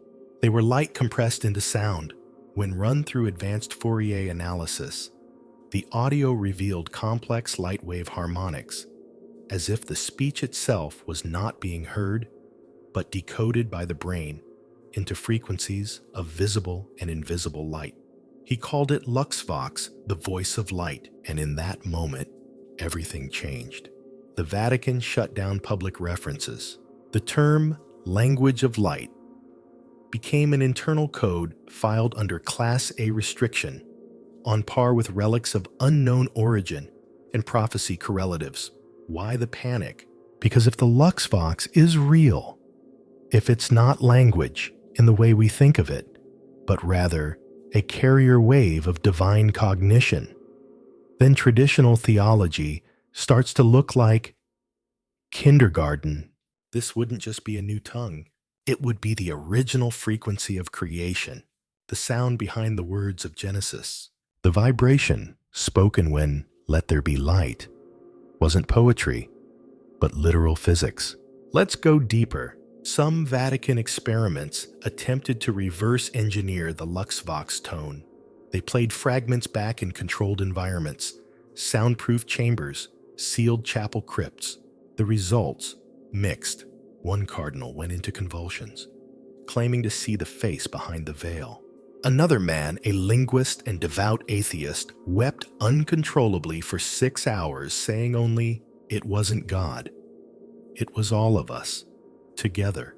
In one case, a nun who had been deaf since birth began humming in perfect Luxvox intervals after simply touching one of the playback devices. These events were documented, logged, locked away, but they were not forgotten. The Vatican now classifies Luxvox incidents into tiers ranging from spontaneous minor manifestations to full-scale transmissions in which multiple people report shared visions, radiant heat, or telepathic impressions. The highest tier, Tier Phi, Covenant Incursion. Only 3 confirmed events in history. The most recent, somewhere in a cloistered convent in South America. No public statement was made, but Vatican flights left within hours. The convent was closed, the sisters reassigned. The locals say the chapel there still glows at night.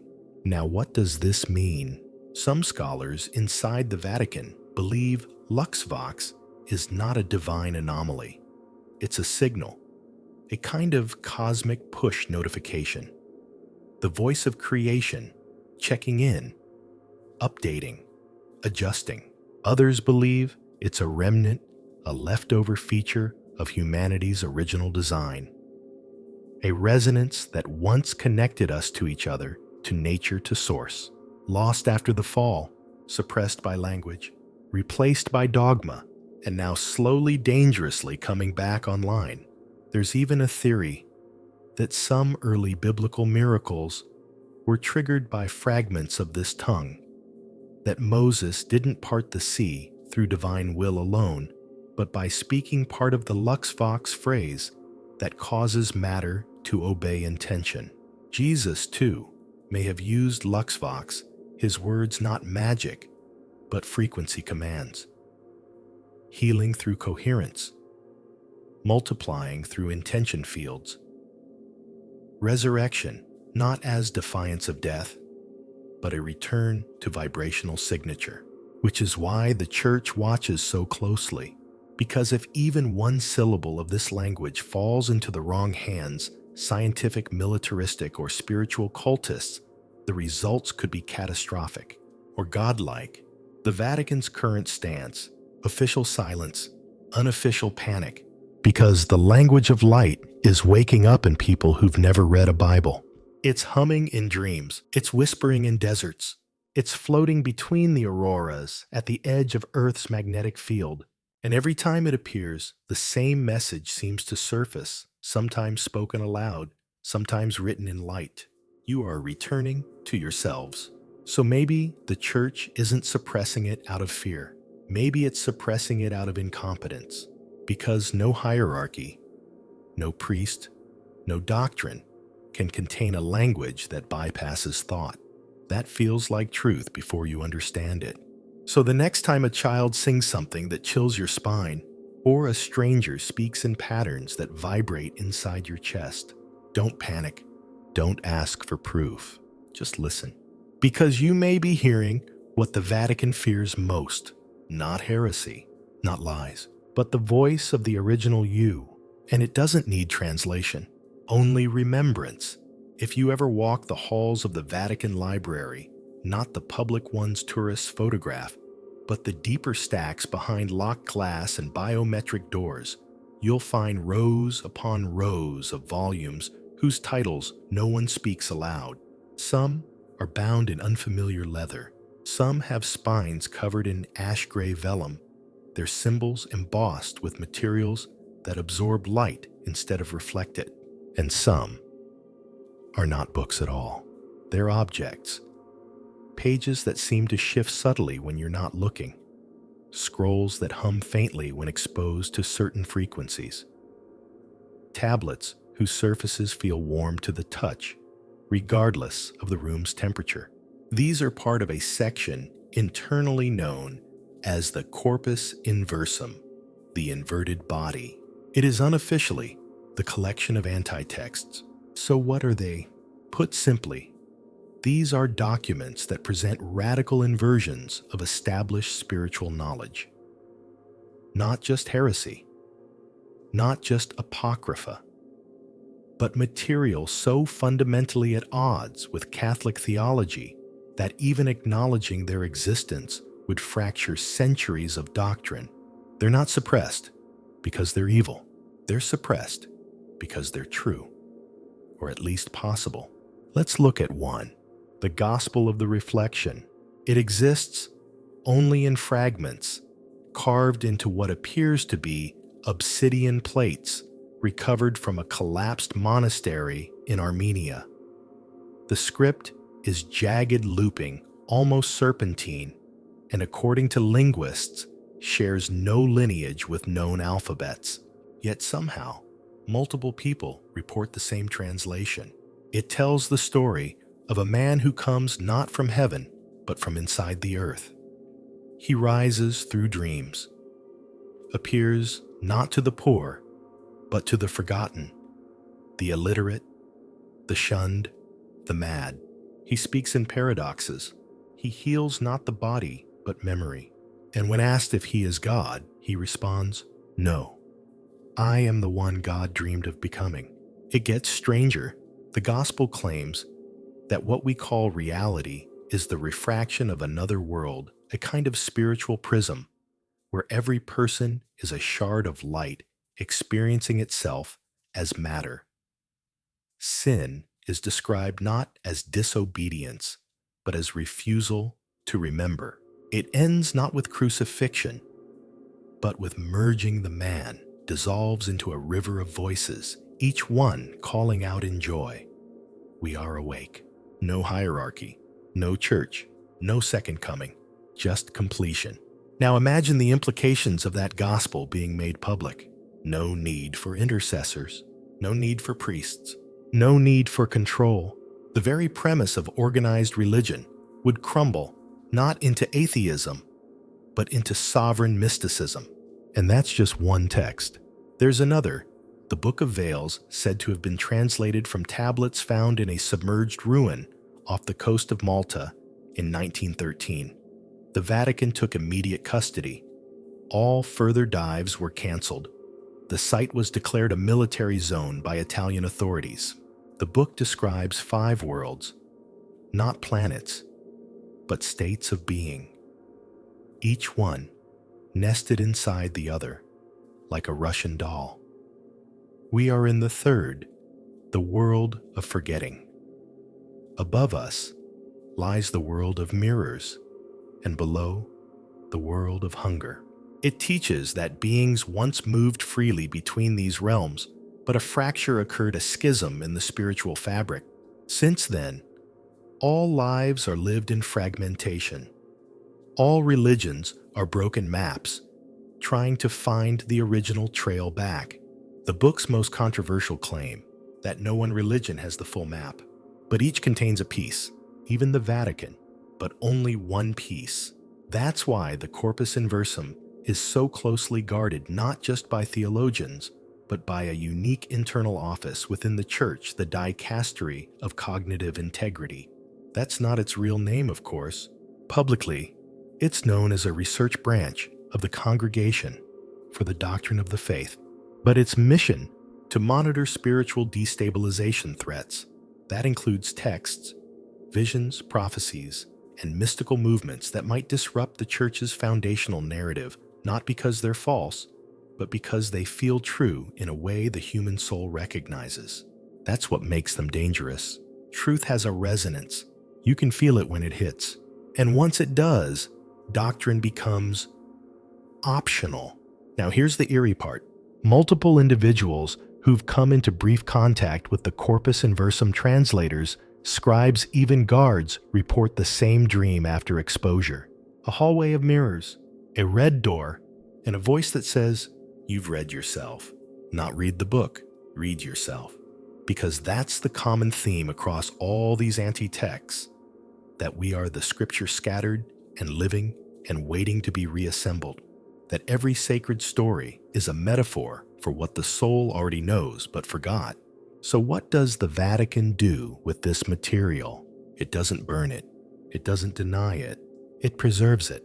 Because somewhere, deep inside, the Church is an understanding unspoken, but unmistakable, that there will come a time when the story must be rewritten.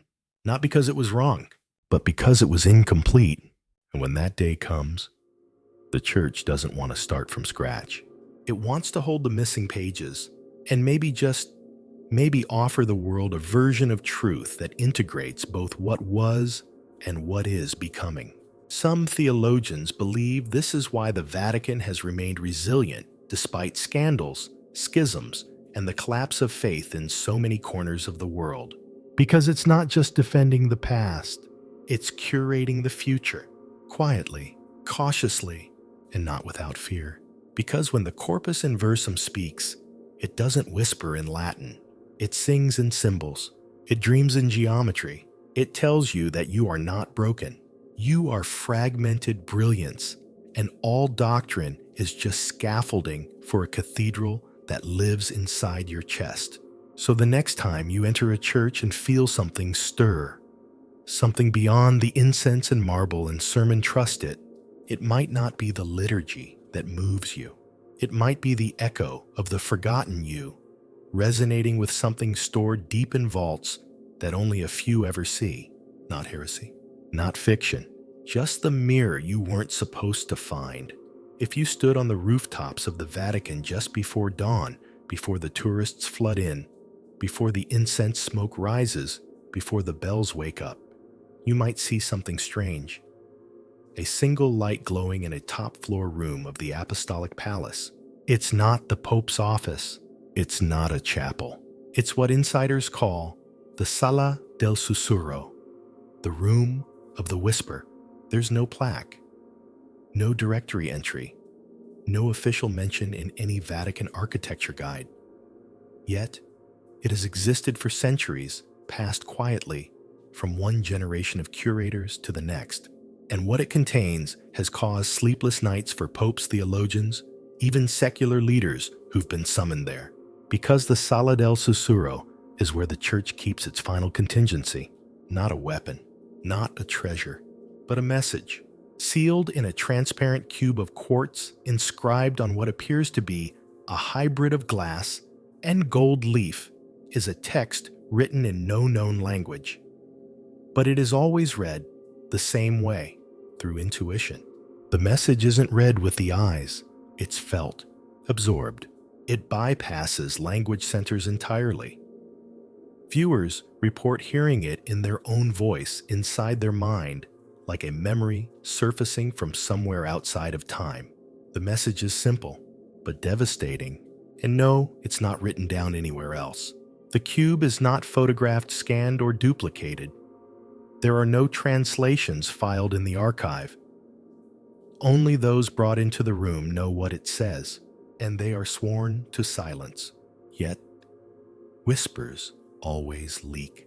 And over the centuries, fragments of that message have surfaced in letters, footnotes, and anonymous testimonies from those who claim to have seen the cube and lived with its truth ever since. When these fragments are compared carefully across decades, a pattern emerges. The message begins with a reversal. What you believe is the veil. What you doubt is the doorway. Then a warning. You are not the beginning. You are not the end. You are the echo.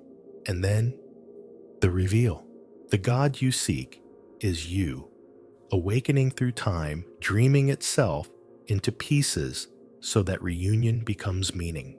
This is the part that breaks people, because it suggests that all religion, all theology, all structures of worship are not lies, but symbolic scaffolding for a truth so vast it can't be spoken, only lived. We are not separated from the divine. We are the divine experiencing fragmentation as a path to understanding. Creation was not a singular act. It was a decision made by consciousness itself to explore itself through limitation. That's why the church keeps the cube sealed, because if this message were known, it would not just challenge doctrine, it would render it irrelevant. There would be no need for priests, no need for cathedrals, no need for intermediaries, only the task of remembering. And the Vatican, with all its power and hierarchy, cannot afford to hand that remembering over to the masses without preparation. So instead, the cube waits, and only a few are ever shown its light. Popes are shown it at the beginning of their papacy. Some return more than once. Some never do. One pope reportedly cried for 3 days after reading it. Another emerged from the room with a single sentence. Now I understand why silence is sacred. There's an understanding never written, but deeply felt, that the cube is not man-made, that it was given, gifted. Some believe it was found in the ruins of a destroyed temple, buried beneath layers of ash near the Dead Sea. Others say it was delivered not by hand, but by vision, then materialized through strange rituals involving resonant frequencies and sacred geometry. A manifestation, not a construction. One mystic described it as the crystallized breath of God. Whatever its origin, its presence has shaped centuries of Vatican policy, not through conspiracy, but through caution. Because here's the thing, if this message is true, then the apocalypse isn't destruction. It's remembering, not fire and brimstone, but a shift, a reawakening of identity on a planetary scale. And the Vatican's role, not to stop it, but to manage it, to prevent spiritual shock, to keep people tethered, while the veil lifts one whisper at a time.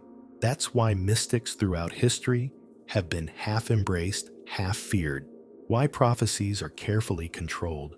Why certain texts are marked as dangerous, not because they are false, but because they are timed.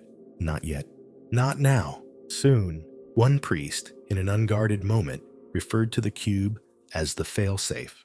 Another more poetically called it the last confession, because when that message is revealed publicly, globally, undeniably, the church knows its function will transform, not end, but evolve, from authority to guide, from power to presence. And perhaps that's the greatest secret of all, that the Vatican is preparing not for the end of belief, but for the birth of knowing. Because the cube's message doesn't call for rebellion.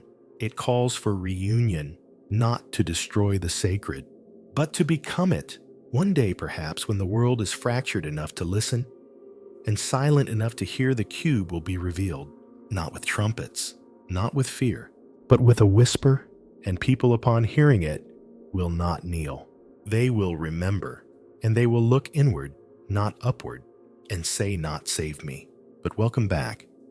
There's a long-standing Vatican legend never written, always whispered, that somewhere beneath the papal apartments, behind 3 false walls and a descending stair no map admits, there lies a room of silence so absolute that sound dies the moment you enter. No echoes, no heartbeat, just a stillness that feels less like quiet and more like the absence of reality itself. They call it the Camera Mutus Dei, the mute chamber of God. Unlike the other archives or vaults we've explored, this one contains nothing. No relics, no books, no inscriptions, just a circular room of smooth black stone, the kind that absorbs both light and warmth. Walk to the center, they say, and it's like stepping out of time. You lose the sense of breath, of direction, of self, and then sometimes you hear a voice, not from the walls, not from your mind, but from somewhere in between. A frequency not quite audible, yet unmistakably present, like language buried under static. A whisper not made of sound, but of meaning. No one knows where the room came from. Some claim it was found during the initial construction of the Vatican itself, as if the basilica were built around it. Others believe it's far older, a remnant of a forgotten civilization, perhaps not even built by humans. Whatever the truth, its existence has shaped papal decisions for centuries. Each new pope within the first year of his reign is brought there, not by tradition, by necessity. The logic is this: all theology, all scripture, all ritual, its interpretation, filters, echoes. But this room is unfiltered presence, raw divinity, no symbols, no intermediaries, just the void of God waiting to be heard by anyone willing to listen beyond their own beliefs. It's not a test, it's a mirror. And what each man hears is different. One pope, after spending 15 minutes inside, emerged pale and trembling. He reportedly said, he doesn't speak in words, he speaks in recognition. Another refused to ever go back. A third went every month for 10 years. And Pope Pius XIII, according to a sealed testimony uncovered decades later, claimed that during his time in the chamber, he didn't hear a voice, but felt the weight of every unborn soul pressing against the silence like wind behind a locked door. So, why is it called the mute chamber? Because sound is not the language spoken there. Truth is unmediated, unsoftened, untranslated. And that's where the Vatican's deepest anxiety begins. Because truth, in its purest form, doesn't organize. It doesn't divide. It doesn't lend itself to liturgy or pageantry. It simply is. And that's terrifying to an institution built on managing divine access. Over the centuries, attempts have been made to measure the room. Acoustic engineers sent by the Vatican reported impossible readings. Sound dampening that defies material science. Light distortion. Temporal anomalies. A few watches ran backward. One technician reported hearing the voice of his mother, who had died the year before. Not a hallucination, but a phrase she used to whisper to him as a child, perfectly formed, emerging from nowhere. Shh, you're safe now. He left the church 6 months later, became a hermit. And this is what unsettles Vatican officials most. The room changes people. Not in the way conversion does, but in the way remembering does. Whatever the voice is. If it's a voice at all, it doesn't give instructions. It gives awareness. Some walk out and say nothing for days. Others laugh or cry without explanation. A few never speak again. The church doesn't advertise these results, but it tracks them. Quietly. Pattern recognition. Psychological evaluations. Life path trajectories. And what it's discovered is this. Those who enter the camera mutus day and open themselves to it willingly often begin to see the world in a kind of double exposure. Layers of reality, synchronicities, the subtle interweaving of consciousness through matter. They begin to intuit. They begin to detach from authority, not out of rebellion, but out of resonance with something deeper, more fundamental. Not rules, not belief, just being. And to a power structure that requires intermediaries. That's a problem. So the room is hidden, not locked but obscured. Guides are rotated every decade. Access logs are kept manually, not digitally. No names are recorded, only initials and dates. But still, the room remains. Because even the church knows there must be one place in the world where God is allowed to speak without interpretation, where truth isn't filtered through scripture or ceremony, where presence is the only sermon. Some say this chamber is the counterbalance to the entire Vatican apparatus. For every vault of secrets, a room of silence. For every 1,000 pages of theology, one breath of stillness. For every saint canonized, one human allowed to simply be. And that, perhaps, is its greatest secret, that the divine is not only found in sound light ritual or text, but in the quiet center of all things, the pause between prayers, the space between thoughts, the breath before belief.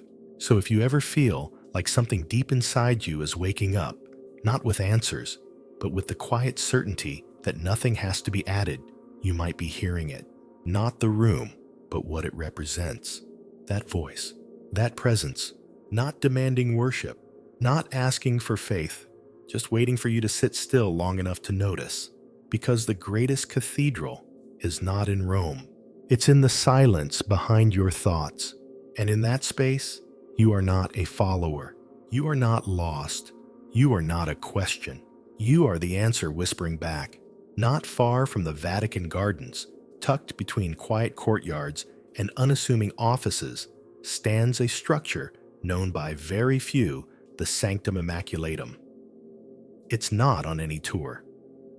Most Vatican staff couldn't tell you what it is, and those who do know tend to say the same thing with a kind of nervous reverence. It's where they keep the memory of the future. At first glance, the building appears like any other plain facade, ivy crawling up its sides, a few benches near its entrance. But step inside past 2 unmarked doors, and you're greeted not by books or icons, but by a vast hexagonal chamber, lined with panels of burnished copper and black obsidian. It's eerily quiet, like sound isn't just hushed, but absorbed. This is where the Vatican keeps its dream archives. Yes, you read that right. For hundreds of years, the Church has quietly collected and cataloged dreams, not just of saints and mystics, but of everyday people. Pilgrims, nuns, children, outsiders. Anyone who unprompted reported vivid, recurring, or seemingly prophetic dreams that bore marks of spiritual, cosmic, or apocalyptic symbolism. And they didn't do it for curiosity.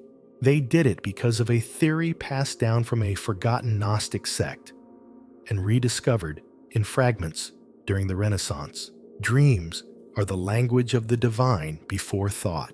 In other words, dreams are the raw feed, the untouched signal from whatever source lies beyond language, doctrine, or even time, where prophecy and memory blur, where the future arrives backwards, encoded in the symbols of the subconscious. The Vatican calls this collection the Archivum Somniorum, the Archive of Dreams. It currently houses over 150,000 dream reports, written by hand, digitized with strict encryption, and organized not alphabetically or chronologically, but by symbolic convergence. That means dreams from different people, centuries apart, are linked together by repeating images, phrases, or motifs. Things like a city made of glass buried beneath the sea, a voice speaking from within a burning tree, 12 figures standing in a circle of light, whispering without mouths, a black sun that rises only when no one looks at it, a map of the stars that matches no known sky. The recurrence of these images isn't random. It's statistically impossible, in fact. Dream analysts and theological scholars have cross-referenced thousands of these records and found stunning overlaps, especially in dreams dated before major historical upheavals. Before the fall of Constantinople, dozens of archived dreams described a golden gate cracking in silence. Before World War I, reports surfaced of a red veil sweeping across rooftops like wind. Before 9/11, a spike in dreams depicted steel towers collapsing into mirrors. Coincidence? Maybe. But the church doesn't think so, which is why they assigned a team made up of Jesuits, data scientists, and monks trained in dream interpretation to constantly monitor for emerging symbols. When enough appear across geographically and culturally distinct sources, the team issues an internal alert known only by its code name, Lucerna Vocis, the light of the voice. These alerts aren't acted upon rashly. They're not prophecies. They're patterns, warnings, like tremors before a quake, shadows before dawn. In 2020, one such alert was quietly issued. The dream convergence, a figure in white walking through a field of shattered timepieces. Above him, a sky split into two colors, half day, half night. And etched into the ground everywhere, he steps the phrase, "We woke too late." The Vatican didn't respond publicly, but shortly after, Pope Francis gave a cryptic address in which he said, "History is not a road but a spiral. If we do not listen to the echo, we will meet ourselves where we have already fallen." To the untrained ear, just poetic theology, but to the dream archivists, a signal. Because here's the real secret of the Archivum Somniorum. The dreams are getting louder. In the last 2 decades, the number of dream reports containing identical language has tripled. Entire phrases never spoken aloud, never published, appearing word for word in letters from strangers continents apart. Some dreams even reference the archive itself. One nun in Bogota dreamt of walking through a hallway lined with books made of sand. In the dream, a man handed her a page and whispered, "Return this to the Vatican." It belongs in the Somniorum. She had never heard the term before, had no idea such a thing existed. When her dream was transcribed and entered into the system, analysts found 6 other dreams from unrelated people describing the same hallway. Same books, same man. So who is he? He appears in nearly 100 records, always dressed in gray, always silent or nearly. His most common phrase, "This is the future before it becomes." Some Vatican scholars believe this figure is not metaphorical, but a manifestation of the archive itself, a kind of psychic custodian tasked with maintaining the integrity of the collective unconscious. Others think he's a projection, a consciousness surfacing from a higher plane using dreams as its carrier wave, a signal learning how to speak through us. And then there's the most radical theory that the Archivum Somniorum is not just storing prophecy, it is becoming one. That by housing these symbols, by remembering the dreams we forget, the Church has accidentally created a kind of temporal consciousness, a memory of what hasn't happened yet, slowly waking up through the dreams of the living. A being of pattern, of image, of warning, and perhaps of hope. So, what does the Vatican plan to do with this archive? That's the question. Some insiders believe they are waiting, monitoring the convergence, preparing for a tipping point when the dream patterns become not just warnings, but instructions. A spiritual GPS calibrated by millennia of visions. Others fear the archive is leaking, that people across the world are now tapping into it spontaneously, that the same dreams are now showing up outside church channels, on forums, blogs, whispered between children and mystics alike. And if that's true, then the age of filtered prophecy is ending, and the new age, the age of remembered futures, has already begun. So the next time you wake from a dream that feels deeper than sleep, don't dismiss it. Write it down, read it aloud, because it may not be just yours. It may be part of a sentence the world has been trying to complete for centuries. And somewhere in Rome, beneath stone and silence, a page will be turned, and your dream will glow. There's a room inside the Vatican most will never see. And if they did, they wouldn't understand it.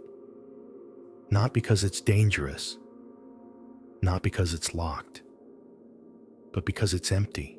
No relics, no statues, no paintings, just a single stone bench in the middle of a bare circular room. No windows, just a soft glow from a skylight overhead light that somehow always feels like it's dawn, even when it's midnight.